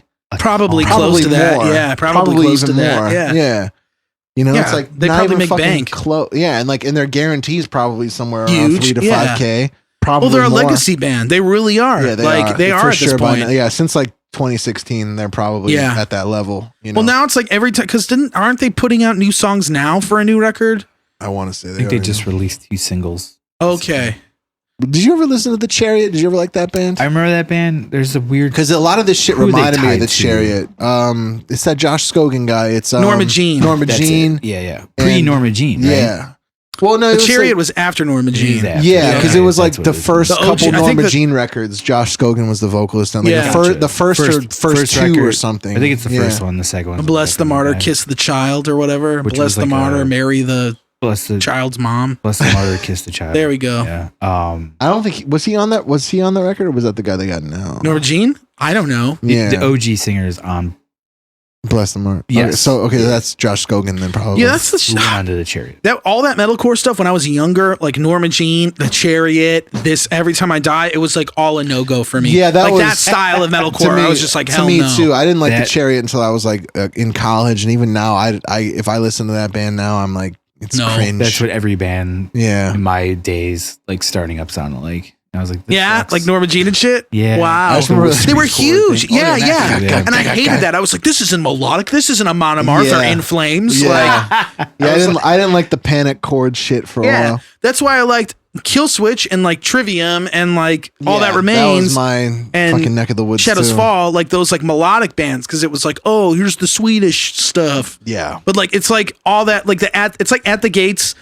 Like At the Gates came out, then bam, oh, Kill Switch, hardcore and At the Gates, All That Yeah. Remains, same shit. Shadows Fall, kind of same shit. And then like you had bands like Every Time I Die, and there's like no correlation to shit like that No, musically. there's certain like fucking melodic riffs Yeah. and shit, but it's not enough. But I mean, that I time, can't at least. imagine what it had to be like listening to that record, like as it came out, like this first Every Time I Die record, because it's like, yeah, I'm sure it was the shit, especially when it's compared to a band like Dillinger, where it's like, oh, that band's the shit. This band is like just as cool, and that makes More- sense to me. Yeah, it's Like, more you can grab onto Yeah. it more too than Dillinger. Like Calculating Infinity is insane. This album's Exactly. like, it's got at least some semblance of like melody. which is cool, Yeah. you know, and like Yeah. the singing isn't like over the top, and it's like still kind of tongue in cheeky almost, Yeah, where it's just yeah. like they don't tongue in cheeky. Yeah, they don't use it a lot. Like they use it sparingly, and Yeah. it's like not in the choruses, and It's it's kind of like like how That Blood Has Been Shed record. yeah, It was definitely. Like, it's like a couple times, you know. That band's so sick. Yeah. Yeah. You goddamn right. Blood Has Been Yeah. Shed's just like lower tuned, I think, than I don't know. Blood Has Been That'd Shed. be- yeah. They might be one of them bands that tours that they tune to like C sharp, but like it sounds think like it's it's like B. F. I think it's B. They You just do a know? lot of those like dissonant chords that Yeah. I've ripped off my whole entire music career. Oh, Yeah, what's that's interesting about that album too is like the dudes in the band kind of like Don't like it. yeah. The first Every Time I Die record. Yeah, I wonder like- why. I was reading an article where they were talking to the other brother. How many albums do they have? Jordan. A lot, right? Jordan Buckley, yeah. Okay. They gotta have about like 7 by now, yeah. 6 or 7, but Yeah. he was talking about, which is one of the appeals to me for that album, like how they're like, I don't know how the fuck we wrote like that or play music like that, because it was like nothing repeats. It's just like riff after riff after riff, and I was like, yeah, man, that's what's like sick about On the this. on the you know? Wikipedia page, it's I think Jordan Buckley. There was a quote from him. He said, "This album is just our riffs in chronological order," which is really like that's a so really funny. sick. That's awesome. Because yeah, it's true. It's like there's no structure. It's that, It's and a that's riff like salad. Yeah. bands don't do that anymore. Which is like bands did that for fucking ever, dude. Yeah. They would It's write trying to get the riffs, structure. transitioning into other riffs, transitioning to another riff. And it was like that's how music was for like fucking like a decade, dude. And then it's like was a they fun era don't of do that music, anymore. yeah. Yeah, now every band Well, has a everybody's trying to chorus and keep shit. it somewhat commercial in some way, because even if you're not commercially successful, like on a radio, you can still have a song that hits that structure and it still makes it appealing. Yes. Because people can gravitate to that way easier. Whether you're a musician or not, you could hear it and be like, oh, there's a chorus, there's a verse, there's a bridge. Like, you know it, whether you know those words or not, you know? Yeah, there's certain bands that like this record did it pretty good where you kind of like, you can kind of lose yourself to the thing where it's like, oh, like the riffs go into each other pretty well. Like they're not like, there's nothing too jarring. That's like how I feel about like the first like 2 on Earth records where it's like the riffs kind of like go into each other nicely. Yeah, you kind of don't realize that there's not like a structure to the song. Right. You know, you're like 6 riffs in, you're like, I don't think anything's going to repeat. Because there's lots of bands that can't do that shit right, especially like later on. Like there was that band Structures. You ever listen to that band? Heard of them. They were like a gent metalcore band, and they like that'd be a good record to do on this. Divided by. Yeah, well, or even the fucking EP. Yeah. I can't remember what it was called. I don't remember either. Enter, Exit, or some shit. Some shit like that. Sworn in, isn't it? Yeah. End begin. Start end. Yeah, start end begin. Some shit. It was something like that. But yeah, like that record is like a riff salad record that doesn't make any. Yeah. And you listen to it, you're like, I don't have enough I don't have enough like teenage hormones to listen to this. It's like that. Where it's like a riff will literally like be like 4 measures long, and then they'll go to the next riff. Right. Like, all of the above is what it was called. All the above. Okay, there we go. I'm saving it to listen to it later. But divided by would be sick. I might do that next. Yeah. Because I used to like I half hate that record. Yeah. It's one Me of them. too. Where it's just but by the time that record came out, it was not cool to like that shit anymore. Like that's what the thing was for me. I was like, yeah, this is like not. I feel like a lot of bands had like an EP where it was like that weird. Yeah, where they had like, Volumes came out at that time. That band Elitist came out at that same time. There was another band, Structures. There was I don't remember, but there all was those one word bands. Right. And they were like it was like pre-2010s. Intervals, the plurals, and it was pre-2010 gent, but it was also like post like metalcore shit, and it was like this like fucking time where they were all doing that shit, and they all did riff salad shit, and they all fucking like had really cool EPs that were just followed by the worst. But Era was the other band. Era. They also came. Yeah, they were. I am Era, President Kennedy. Era. Yeah, Era similar. Definitely. It was that time because I had a burned CD with all 4 of those EPs on it. It was Elitist, Structures, Volumes, and it was like that's sick. I think I might have had 2. I think I might have had 2 CDs. I don't remember because I don't think they were. I think there was over 75 minutes or whatever. The CD would let you have. But I had all of those, and I was like, these bands are the future of metal. They are. And then they all fucking had debut albums records that sucked. Not Volumes.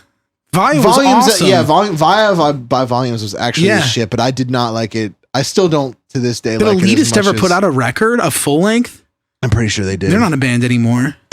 If they are, they're fucking struggling. Moreau? Moreau, Bermuda.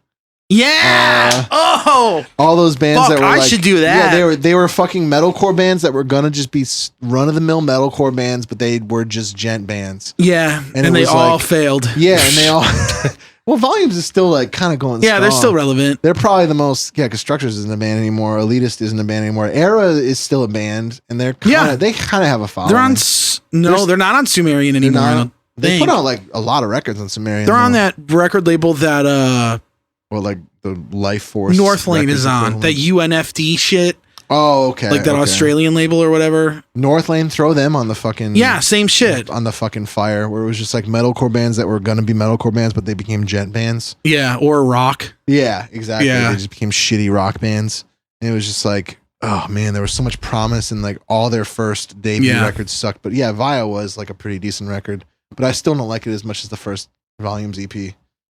When they did High Lows. Yeah. That's so that sick, was dude. sick. They did fucking doubling vocals, man. They don't do that. Like, ugh. It's fucking crazy, man. Yeah. Oh, well. That's what fucking metalcore became, man. It looks like every time I die, those 3 dudes have remained in the band. The only people Jordan, that have been Keith, in and out are the drummers and the drummer and the bass player. So that's cool. At least they have the core songwriting team. Been out for a long time. Yeah. I forgot what his real name was. Rat Boy. That was his nickname, Rat Boy. Their drummer? Funny. The original drummer, yeah. We never did double bass. It was all single bass drum. Yeah. Which I always liked about that band, because I felt like that kind of set them apart. Was like, it was a more. You only use this one bass drum. Yeah. But it wasn't like the syncopated, like, yeah. Stuff like that. Like the guitar. That was like another thing I like about this band is, as much as like Jordan Buckley kind of fucks off a lot and acts like an idiot, it's a pretty like smart guy when it comes to like gear and shit and like picking out good stuff. And so is it, like the other guitar player, Andy, and like. And he's like a wrestler, right? Yeah. He's not wrestling full time, which is so funny. And there's something about this band, as well as like the Chariot or Norma Jean. Something about it feels very like the drummer always has to have clear shells. Oh yeah, acrylic shells. Yeah, it feels very much like that. Like it feels like the old guy had that. They had that. I don't know. It's just like that's sick. That's yeah, just a feel. I see what you mean. Yeah, I don't know. Acrylic kit for show. Yeah, hell yeah, man. But no, like this album is the shit. I love the album afterwards too. Hot Damn. Hot Damn, I've never heard it. Front to back is still like one of my favorites. They have a video in like a roller rink or something. Ebola-rama. That's what it is. That song rules. Yeah, I didn't mind that song either. I remember that being on Headbangers Ball a lot, and I kind of liked it. Yeah, it's a fun video too. They were on Ferret. This record at least came out on Ferret. Yeah, they were on I think Ferret the second for a while, one was too. I think too, wasn't it? Let's see. Yeah, second one. Gutter Phenomenon was 06. That was Ferret 2. Yeah. That was 05. 05. That was, and then the one after it is Ferret, the Big Dirty. Yeah, it was the Big Dirty. And then they got signed to Epitaph for New Junk Aesthetic. Okay. Yeah. And then everything onwards has been on Epitaph, which is huge. That's a huge label. A and Will label. Putney did the last record. Oh, wow. Oh, okay. He got Yeah. his hand in that shit. Good for him. And man. Kurt Ballou did the one before, which is funny. That makes sense, yeah. From Parts Unknown. I remember that one from 2000. I remember when that came out and you liked it a lot, Bill. You were talking about it a bunch. From Parts Unknown, I think is the one I was talking, that video I was talking about with the dick in it. Oh, maybe. We'll look into that. Yeah, otherwise. Whatever the single was from that record. Or the Machine lead did single. Gutter Phenomenon. Really? Yeah. Dude. And Eric Rachel did Hot Damn. Yeah. Who's Eric Rachel? He did. Didn't he do? He did God Forbid. He did a Black Dahlia record, I think. Eric I Rachel could be did a wrong. lot of good shit. Yeah. He's got good tone. I think Eric Rachel might have done Miasma. Yeah, that's what I'm I thinking. think so. Sick album. Yeah, because he was doing a lot of shit in the mid 2000s that were like good fucking metalcore records and shit. Fair enough. He did the last one, Will Putney. It was so weird. Well, Kurt Ballou. fuck, man. Interesting Joe that they jump Barresi around did so one. much. Yeah, it looks like they only had Steve Evans was a producer that did 2 of their records. He did You do.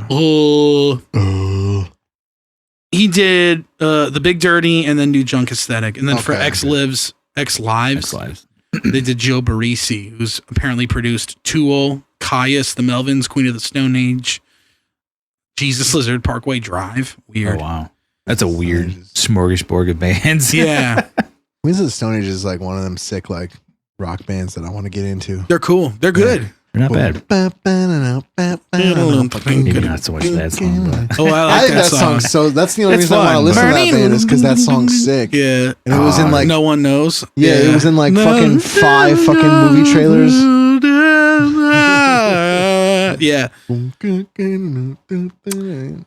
Well, shit. Every Time I Die will probably be a band for a really long time, I'm guessing. Yeah. They have 8 albums, too. still going. Yeah. Good for them. Still doing That's a well. big discography. The last record was like 4 years ago, though. 2016, yeah. Yeah, they're overdue. Well, they're man. got another one, right? Another one coming There's out. something's coming out? There's I don't 2 singles right now on Spotify. Okay. Remember Which I've when, not checked out yet. Remember Brian Posehn when he would put out songs? Yeah, well, he had like that- he had that albums song. / comedy. Like, Yeah, he just put out a record, I think, but he had that song Metal by Numbers. yeah, classic. He's like, yeah, Scotty sound like and Maiden or Metallica or Every Time I Die. Yeah.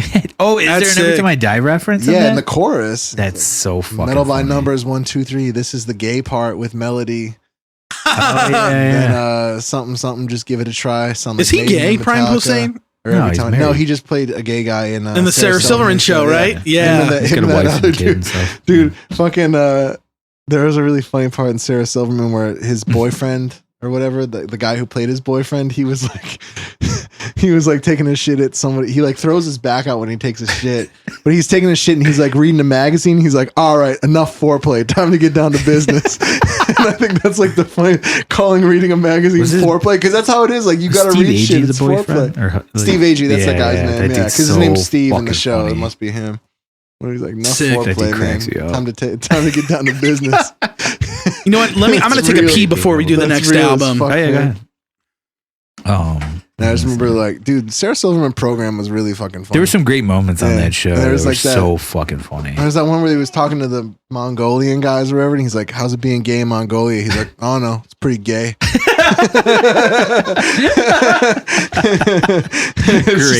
It's just like it's another like fat bald guy too, which is really funny because it's like what was that? What gay guys always look like? Right. It's fucking just fat and bald. That was really funny. That was a good show, man. It was pretty funny. Yeah, I don't really like much else that Sarah Silverman does. I don't think her stand up is that funny outside of that. What was the last one she did? Like Special Star or something like that. I like tried to watch it and I was like, I don't know. She's not that funny. Like honestly, like her stand up's not funny. Yeah, her like and other stuff or being like interviewed or anything. She's a funny actress, you know. She's one of them types of comedians that's right. She's funnier when she's pretending to be somebody else, or like working with somebody else too. Yeah, she does well with that. But yeah, her stand up I wasn't too. I just remember that special Jesus is Magic or whatever that came out in 2005 or something. Yeah. I had that. I used to have a bunch of stand up specials downloaded when I was 19. I remember that one truth being better than the last one. Yeah, I mean it was older. Right. Yeah. So she was a lot funnier, but she's just. I think the time that I mentioned going to the Metro to see Dillinger Every Time I Die was the time that I ran into Sarah Silverman. She was at the show? No, we were walking from the train and she just popped out of like a restaurant that was there or bar or whatever. Well, she must have been in town for a show or something. Fuck if I know. Yeah, she must have been doing we're like walking. She's like walking more or less like next to us. And I'm like looking, I like bump Jack and I'm like, I think that's fucking Sarah Silverman. And he's like, no way. And we're like looking and he's like, excuse me, are you Sarah Silverman? She's like, yeah, I am. Yeah, and like cracked some like Jew joke, which was funny. And we're like, it's her. Did you know? Yeah. Of course she'd say something about her being Jewish. We're like, dude, you rule. And she's like, oh, thank you very much. You guys have a good night. Where'd you see her at? Thought you were a bitch on the way in to the Metro. Rock. I think it was the Dillinger Every Time I Die show. Oh shit. Was she going? Nah. She was just like walking the same way as us sick. For a minute. It was pretty funny. Yeah. Well, shit. Random inner, Yeah, it is cool. So I picked another Acacia Strain album. It Comes in Waves, which came out the day after Christmas. What was it, 2019? Right? Yeah. Day after Christmas. Yeah. I thought it was the 29th. Damn. Wow. Why'd you think it was the 29th? I don't know. I thought it was like closer to the end of the year than the 26th. I thought it was like the 29th. It was supposed to be a surprise release, but like Lambgo blew it. Oh, okay. And a bunch of other metal sites blew it. Out. Yeah. Well, like, so I don't know. This record is very like, it's not traditional Acacia Strain shit. It's like a doom record basically. Yeah. Which is like not my favorite aspect of this band. Yeah. Which is fine. You know, like, it's cool that like I love this album because it's so different for them. It's like a straight up doom record. That's like they hinted at it with the past few like the albums before, like that song Observer on Coma Witch. That's like a half hour long. They would always put shit on their other records. There was that one on Cold Gloom on Grave Bloom. Yeah. There was a couple songs. Abyssal. Yeah, Abyssal Depths. Yeah, Abyssal Depths. There was a bunch of songs and there was like 3 songs on that record that had like really doomy outros to it. Yeah. And it was fucking cool. Yeah, Walled City. Yeah, there was like that cicada part or whatever. Oh, and that one song, yeah. And then it was like fucking... fucking awesome, dude. Yeah. It's awesome. So it's cool. They like did this out of nowhere. Like, and it was... Put it out on the fucking black market activities or whatever. They did closed casket activities. So yeah, it's interesting what they did with this. So they did like an experimental record. It's called It Comes in Waves. It's a concept record. All the songs spell out Our Only Sin Was Giving Them Names, which was, I remember they were teasing it with merch first. They were dropping merch that had it on that. I'm like, I don't know what that's from. Maybe it's a new thing coming out. They got that merch game on fucking lock, bro. Well, fuck yeah. I bought so much Acacia Strain merch last year that it's like embarrassing to even think about it. But yeah, so they did 2 records basically. They did that, and then the next year they started last year they started releasing songs from Slow Decay, which I talked about before. But yeah, this album, I remember one day on Lambgoat, they posted like, oh, some Russian like MP3 site accidentally listed like this new Acacia Strain album that's coming out. And I was like, oh fuck. And it was scheduled to come out Christmas Day. And it leaked like on Christmas, I think. Like it leaked. Cause I downloaded it, and I remember that Christmas my family didn't do anything, so I went and saw the Star Wars movie and got really baked. Whatever the last Star Wars movie was at that this weird, really small. I'm sure I've told this on the podcast before, but it's on this small. It's the small theater that's on Sheridan, right across from the Oasis bar, pretty much. Yeah, no, it's like the 400. So I saw the movie, and then I was like, oh man, like I forgot the Acacia Strain, that new album. Maybe I'll listen to it. So like I got even more high and got in my car, and I was just driving down Sheridan Road, and I ended up listening to the record. Like it was such a sick fit because like there was nobody on the roads, because this was like, I don't know, probably 10 or 11 o'clock at this point. So nobody's really out driving around because it's Christmas Day. That whole like North Shore suburbs area, it was like barren. I don't know how you fucking drive Sheridan when you're that high, because it fucking twists and turns so much. You gotta follow this fucking follow the signs. Follow the signs. It's fucking I've done hard, it so much, man. but yeah, I ended up listening to this and driving up into Wisconsin on accident. I just ended up taking, because it goes all the way through. So like I got all the way through, and I'm like, where am I? I saw one of those weird like porn huts with like sick. like this weird Irish Gaelic looking font that was like adult DVD starred over. And I'm just like, what? Like, and I was like, where the fuck am I? And then I looked, I'm like, holy shit, I'm in Wisconsin right now. And then I took it all the way back. But did you get gas while you were up there? Yeah, I did. Like 40 cents cheaper. Yeah, hell yeah. Yeah, it was sick. It was but I don't know, I was definitely surprised by this record because I didn't expect it to sound the way that it did, and it was the first record with this full lineup of the band. And I just love it. I think it's really cool. I think it's really experimental for them, and I think it's sick that like it was just a total curveball. Like Grave Bloom, I didn't like as much at the time. I was like, it seems like they're kind of getting low on steam.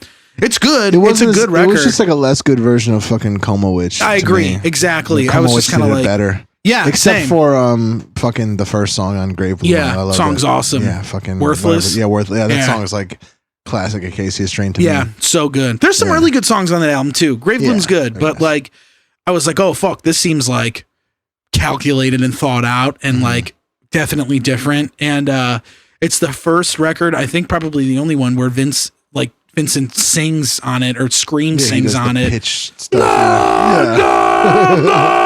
Yeah, but I don't know. I really like it. I like the way it flows. I think it's a really cool.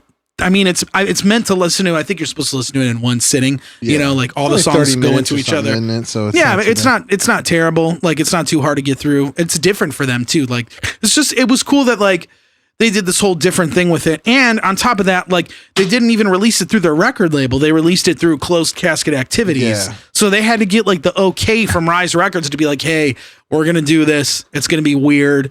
We're going to do this. And then we're going to do an album for you guys. Really and cool they did. That Rise Records was like, fine. Yeah, they were like, all right, cool. Yeah.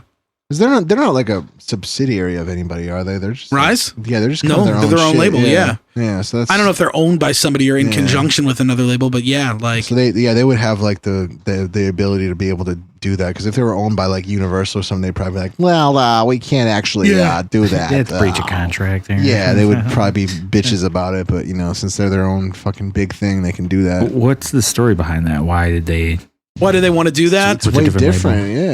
It's I think because it's still under the Acacia Strain name. Yeah, it is. Like they wanted to do it. I know Vincent is like Closed Casket Activities is owned by one guy, and I know that Vincent is good friends with him, and they always wanted to do something together, whether it was like a split release or like a single. And then they had this idea of doing this like Doom thing. Apparently Vincent had it for a long time, and they just never had the time to do it, but they ended up recording and writing this whole album on the road. Like, what's interesting, they were taking days off and renting Airbnbs, like on their off days. They would literally set up like portable studios and just track guitars, and like they tracked like the drums right before they left for like a big tour cycle, and then like they were just like, all right, we're just gonna piece this record together on tour. And like Tom, their guitar player, is an audio engineer. He used to work for Will Putney, which is how he ended up being in the Acacia Strain. And Griffin, their bass player, is also a record engineer or a recording artist. He owns a studio too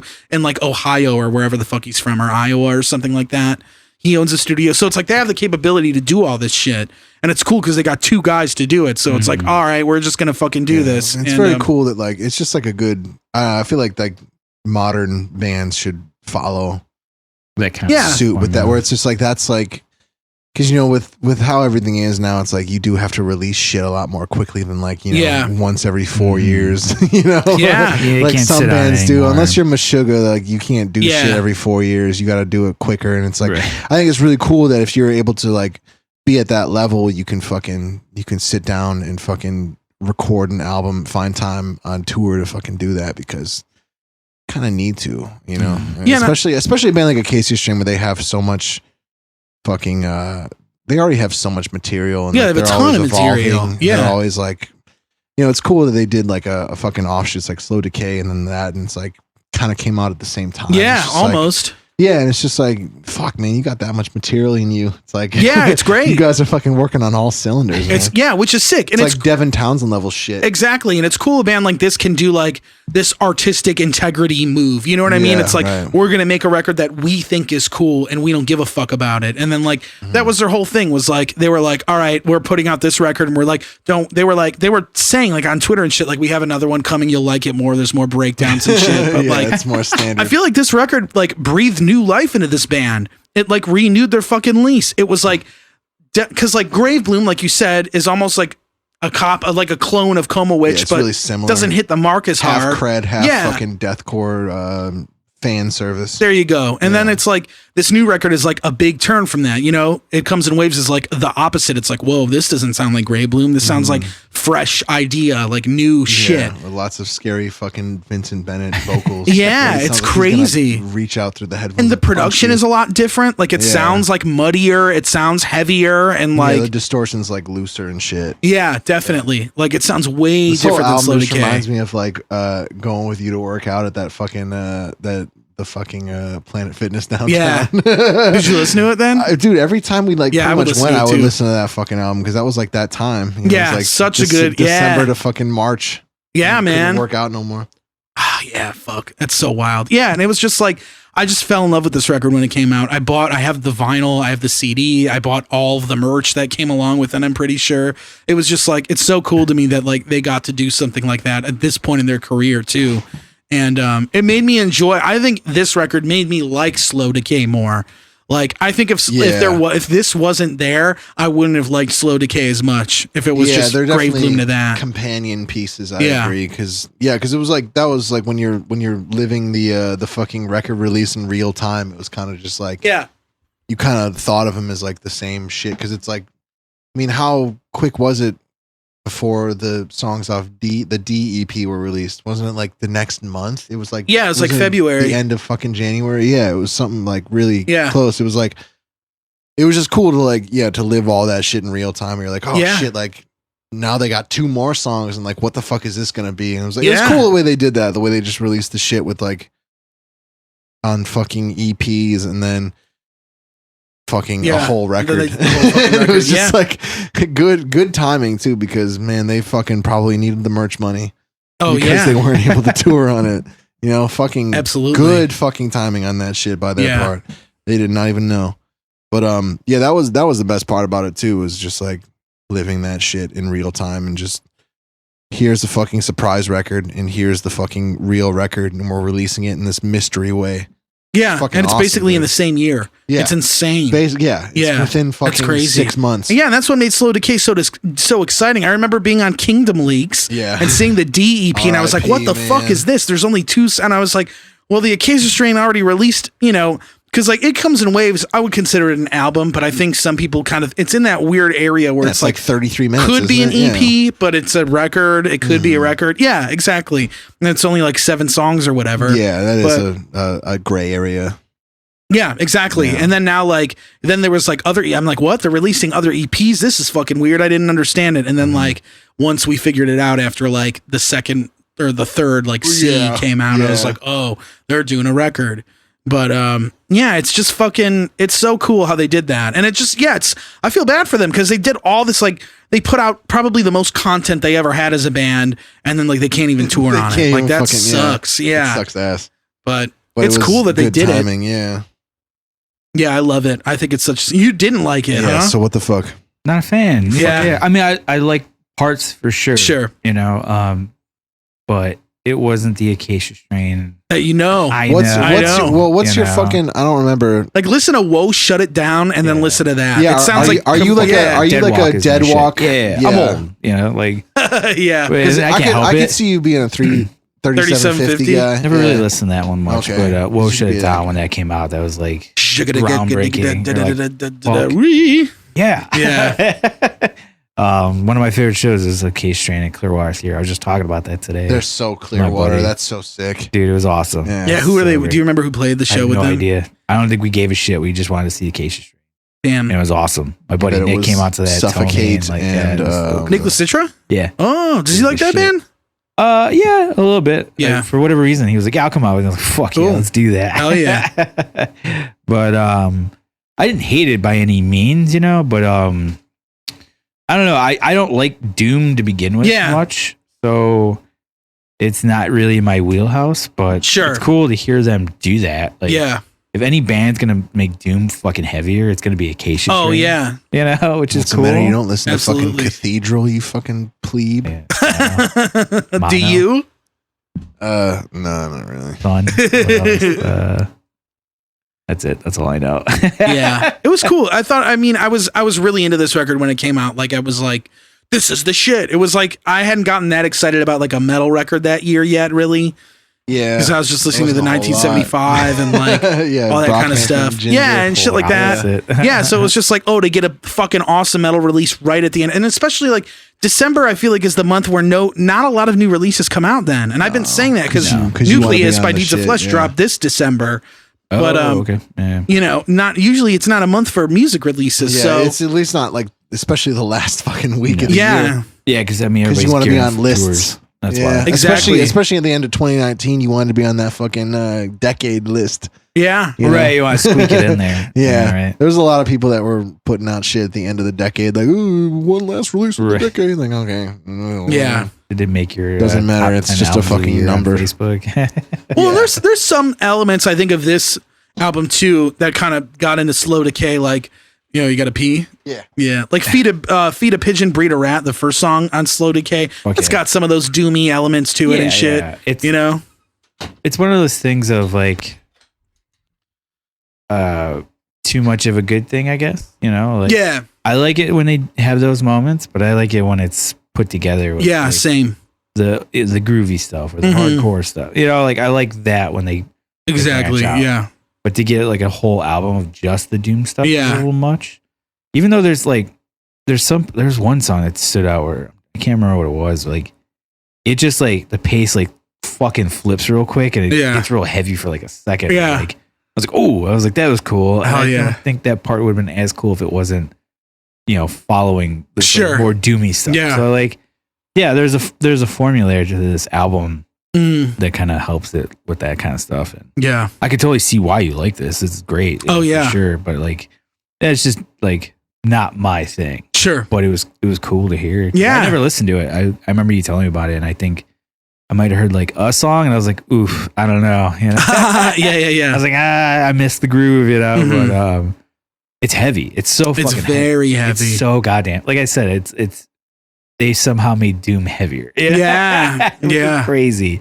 I think it's cool. I think some Doom bands could probably definitely learn a lesson or two from this. I love the production on this album. I love it. It just sounds so big and airy and open and like it's I love very that 3-dimensional stuff. Yeah, it's cool. awesome. It makes that's another different aspect to them. That definitely. I wasn't really expecting too much, but yeah. There's parts that sound like the ocean on this record. There's parts that sound like all these weird ass bands where it's like, what am I listening? This is the Acacia Strain. Like, it's cool. What the fuck? Yeah, it's just I really enjoy it as like a full piece of music. Like, I really enjoy listening to it front to back and like, that production, I love it. It just sounds so huge. Like it fits. I don't know. I would be surprised if they ever do anything like this again. I don't think they will. But like, I'm kind of glad if they don't because I'm like, all right, I have this. You know, you have this. Like was this successful?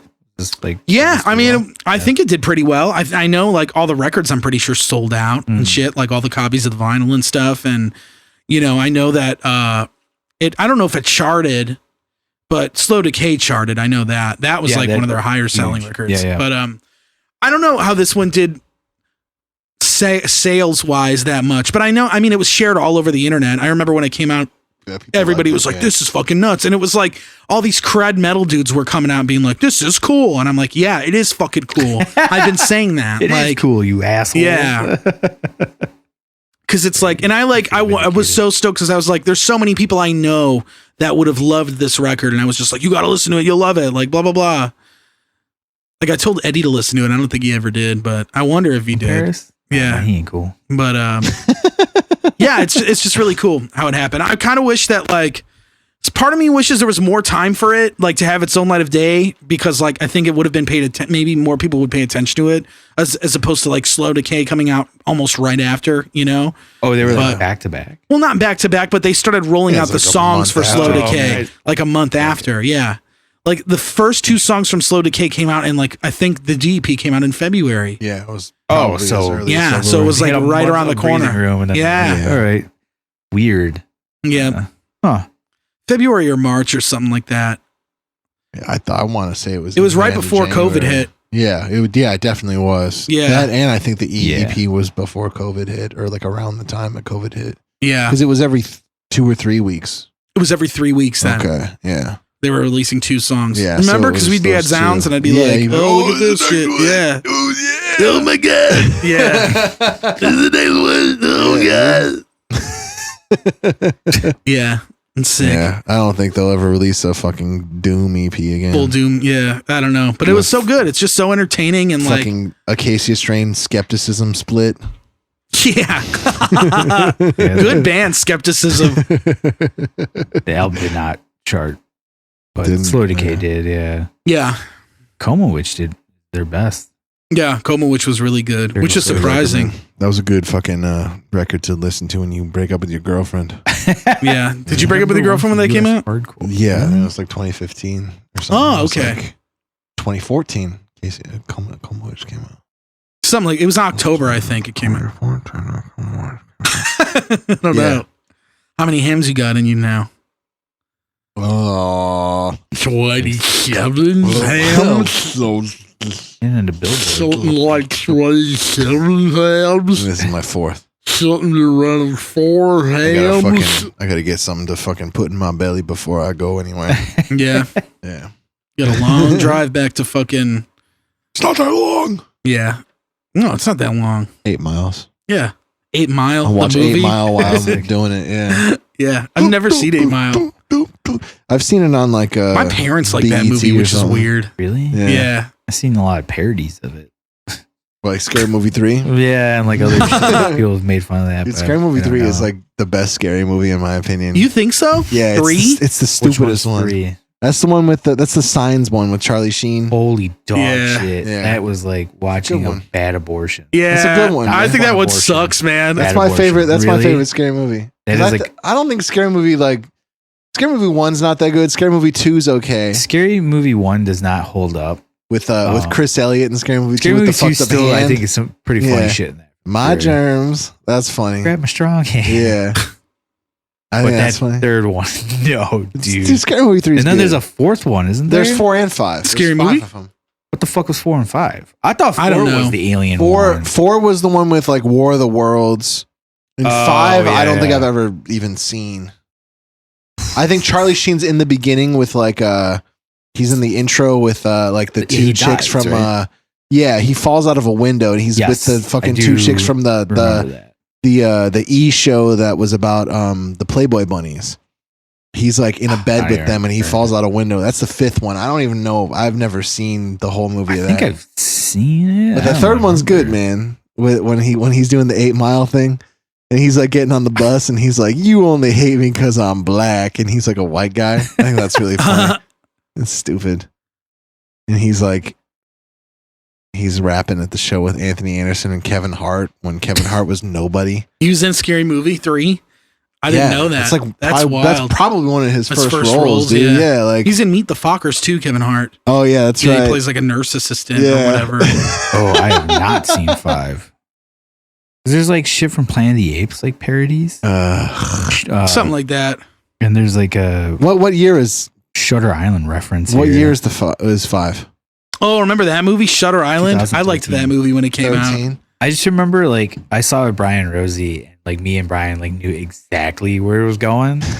And afterwards, Rosie was like, "Man, that twist was like crazy. Like, did you guys see that happen?" I was like, "Yeah, like fucking." He wasn't even off the boat yet, and we knew what was going on. It's like, how the fuck did you figure that out? I was like, dude, my brother fucking called The Village by M. Night Shyamalan when we that one too. I knew right away. Called that shit. I didn't know I was that. like, duh, you fucking read something before you came into. It's all a lie. I like that movie, The Village. The Village. Yeah, you and Adrian both like that movie. I don't get it. I think it sucks ass. I don't remember it being particularly I think bad. all M. Night Shyamalan, because I was a very like avid supporter of Signs. I used to think that movie was a shit. It's not, dude. I haven't seen it in years. I watched it like a couple months ago, probably used to like it a over lot. like the summer. Yeah. It's not that good. That's a movie that like my family owned on DVD was Signs. We had that. Yeah, Fuck dude. yeah. Yeah. I think my parents had that. Yeah. Signs. Yeah. I do think the only good part of that movie is when Joaquin sees the alien on TV and he's like, "Duh!" That's the only good part on That's a TV, good yeah. moment. And then when he's like eating dinner and he's like crying while eating. Oh yeah, And stop he's crying. Like, yeah. And he's like, if no one else is gonna enjoy it, I'll just have something that what everyone else is having. He's like eating everyone's shit. Stop And he's crying. crying. It's Yeah. funny. Yeah, that's a good part. But that movie kind of sucks otherwise because it doesn't make any sense. I haven't seen it in so long, so Yeah. I couldn't say. Have you ever seen The Happening with Yeah, Mark I Wahlberg? saw That that. one's horrible. I saw that, I think, saw it in in theaters. Yeah, I or- did too. Bad movie. After I saw it, I told her, I was like, just watch the fucking Red Band trailer, and that's all you need. Isn't Like, fucking don't. like Danny Tamborelli in that movie too? Like I don't remember. one Maybe. remember like one of the kids Pete? when they're in that house and like those kids get shot, like he shoots those kids or whatever, or someone shoots those kids. Oh yeah, I think you're right. One of those kids was like a child star. Yeah, And I think it it was Danny Tamborelli.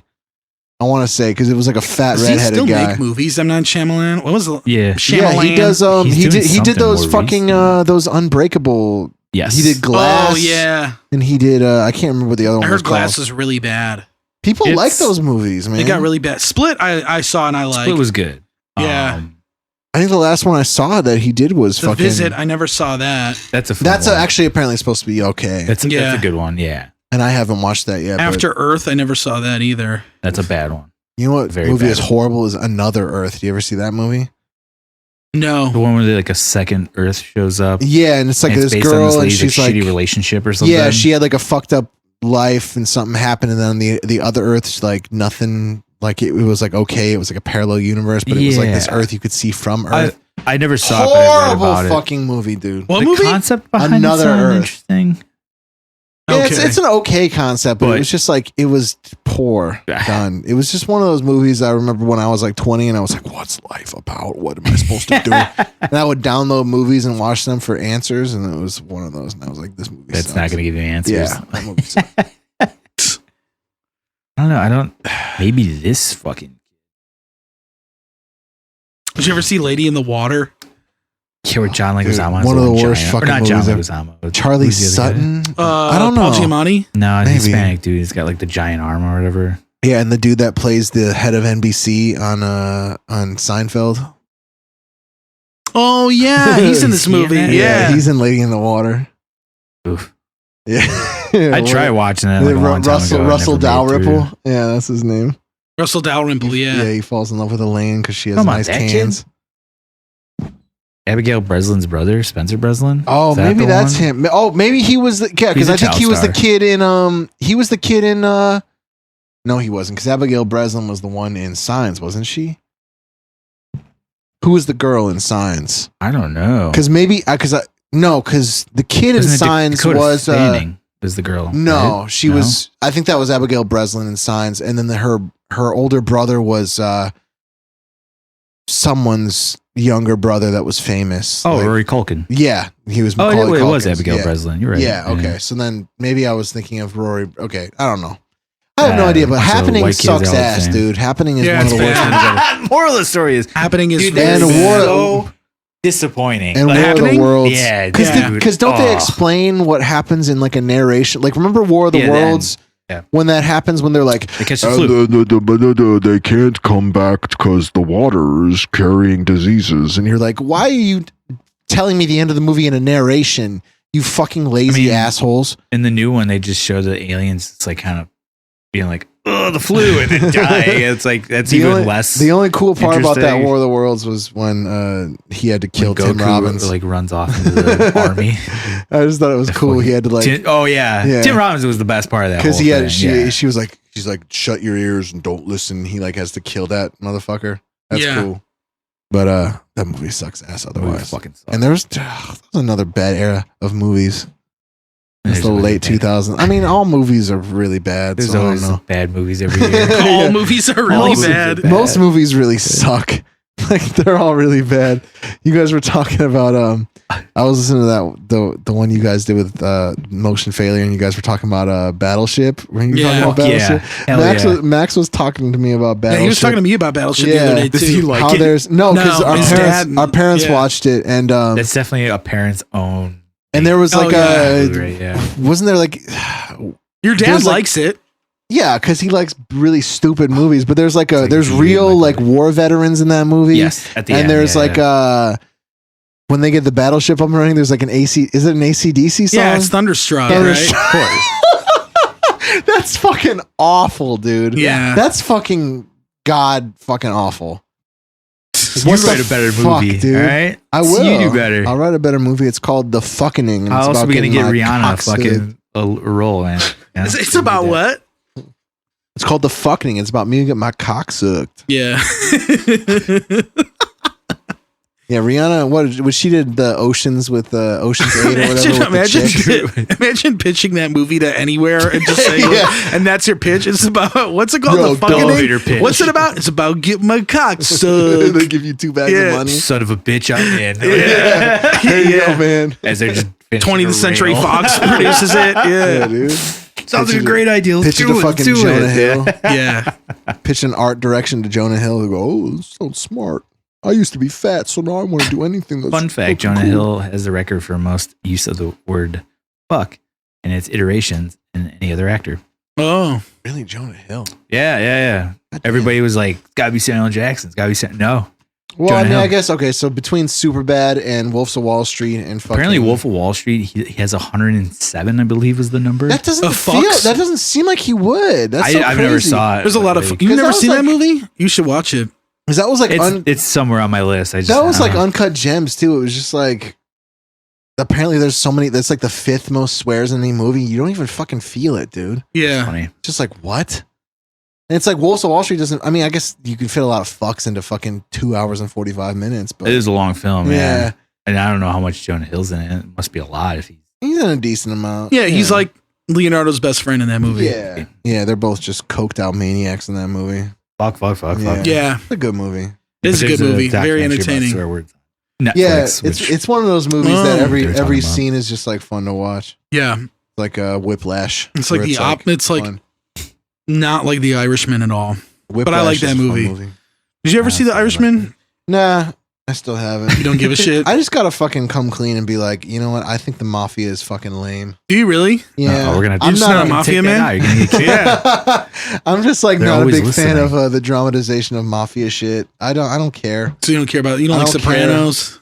I try. You think some of it's funny? Yeah, I think it's funny. Like I think like are you fucking rewatching Sopranos like everybody else? No, right now? You've never seen it. I've never seen the whole thing. I only watched the first 2 seasons, I think, and I've seen like I know all the major plot points, so I don't really have to like watch the show. Fair enough. I mean, I could for the fucking emotional aspect of it, I guess, but I don't really care.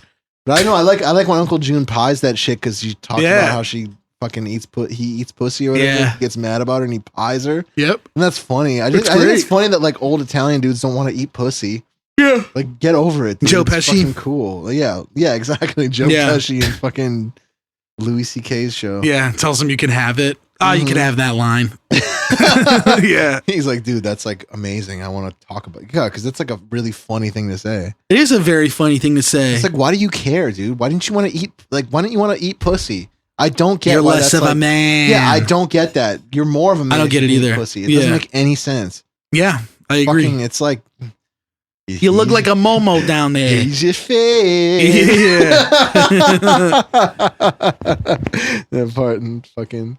I The always, Sopranos. I'll just be like going to sleep and I'll think about that, and I'll like search it on YouTube and like Tio like trying to go to sleep. And I'll like play that like really loud. He's a fake. Yeah. Does Tia laugh? No. Well, no, she's going to sleep. Yeah, I'll have to try that with Sam. She never. Well, me and Sam are watching the show. We haven't gone to that part yet, though. He's a fake. Yeah, with Vito. Yeah. Vito Spatafore. Yeah, that's really funny when they're like, you mean he was blowing somebody, or he was getting blown, right? Yeah. No, I saw him blowing somebody. Like, oh, yeah. What? So it's worse to fucking yeah, suck a dick I never than get understood your dick that. sucked? It's like, what? So if a guy sucks your dick, that's still not considered gay? Yeah. Like, Not see Harold and Kumar. no. Oh, yeah, I have. If you're gay, goes, no, ain't nothing gay about getting your dick sucked. I mean, By a guy, yeah. I half Ew. understand So that, but I funny. also like don't think that's. I don't think it's not gay. It's definitely kind of gay to get your dick sucked by a guy. Yeah, definitely. gay. It's such. Yeah, no, it's like 100% gay. It's Yeah, like it's kind of. We're not floating over. No, It's but like, yeah. but I do very agree. It's definitive. not as gay as sucking a cock, because you can at least pretend You it's can a put girl. your mind in a different place. Yeah, it's that's like true. Frank I Reynolds. guess. and But I mean, at Always that Sunny. point, it's like, why even bother splitting those hairs? Yeah, right. You know? Exactly. That's really true. I mean, Yeah. it doesn't make any sense at all. But I don't know. I'm not into Italians, man, talking about fucking respect. I don't get it. I don't like Because it. you're not Italian. You wouldn't get it. wouldn't get Yeah. it. I'm not into it. Furniture's I not covered in fucking, plastic. You wouldn't understand. I just want to see fucking Charles Bronson be quiet in movies and kill people. That's what I want to see. Yeah. And I want to Watch see Death Steve Wish McQueen over and over. race fucking old cars in movies. That's what I want to see. And I want to see fucking Schwarzenegger kill aliens. That's what I want to see. That's fair. I don't want to see any Italians in my shit. No Rocky God for damn you. it. I mean, I like some Stallone movies. Okay. There was that Copland. was that Nighthawk? Yeah. No, I don't Over know. the top. Oh, the arm wrestling movie? Top Gun. Trucker movie. Yeah, Trucker. Kurt Russell's. Have you ever seen Breakdown with Kurt Russell? Falling down. Kurt Russell's he's in Breakdown. It's a Falling movie. Down is Falling Down is Michael Douglas. Yeah, Michael Sorry. Douglas. And I use in Wait. the new False Reality song, I use a clip of Michael Douglas talking in it. So Yeah, I from heard Falling that. Down. Yeah, I'm the bad guy. Yeah. Wait, what was the movie you're saying? Breaking Down? Breakdown. Kurt Russell. So Kurt Russell and his wife are on vacation. They're like, they're moving. They're moving from somewhere to California, and they're in the middle of the desert, and their new car breaks down, and they piss off these hillbillies. Oh, And, I vaguely remember. They It sounds like I kidnap ever his saw wife, it. and he has to Yeah. fuck with all of them. It's very similar to that Patrick Swayze movie Black Dog that came out at like basically the same time, where Patrick Swayze's a trucker and he has to do this job for these hillbillies, and it's like it's very similar. And it's really funny, but Hillbillies really got a lot of good. yeah, they got some good play in the good play 90s. back then. What one was Deliverance? What was that? The 80s, though, 80s. wasn't it? Yeah. Ding, ding, ding, ding, ding, ding, Dude, I ding. fucking. Feel like a pig. All right, well, before we get into That's that. bad, man. That that's the worst thing I ever. Anything else you have to say about Something I gotta fucking. Yeah, no, switch. nothing. Yeah, I got nothing left about off that. the rails Yeah. today. Fucking rape scene. That's the worst one. Well, on that It note, is though, right? But yeah, no. Anyway, so yeah, it was a great album. yeah, It's Train. It's cool. I think even though like I didn't like it, I think anybody that's a fan of that band we'll has to appreciate it. Yeah, Yeah. you can I appreciate don't think it's a it. letdown in any way. Yeah, definitely, definitely. One time when I saw Opeth, they played Deliverance, and he was like, "This song's about getting fucked in the ass. It's called Deliverance." He didn't say that. He did. He's No a way. $1,000,000%. He said, I think it was Gigantor 2006. No Yeah. way. I'm $1,000,000%, dude. Yeah, I all swear. right, whatever. Ew. Yeah. All right, well, should we call it? I You think can call it. so. Yeah. I like. Okay, so I'm gonna give all these records out of 10. Oh, we're gonna we never signs do of, that. What do you First got? Signs of Frost. Atlantic. 40 out of 10. Okay. Okay, 40. brushed it 10 times. 2 years for every year I've listened to it, plus whatever. Plus pretty plus- hard over plus- there. plus 12. Every Time I Die. Last Night in Town.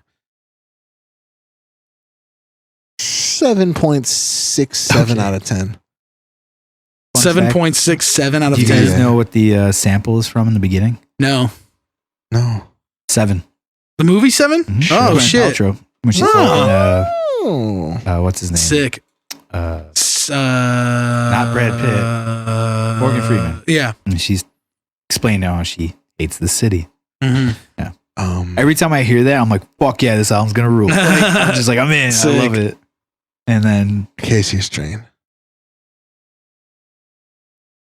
I rate that one 69 out of 10. 39 out of 10. 39? Not quite a 40, but a 39 out Yeah. of 10. Not as good as First Signs of Frost. Not as good as Atlantic by First Signs of Frost.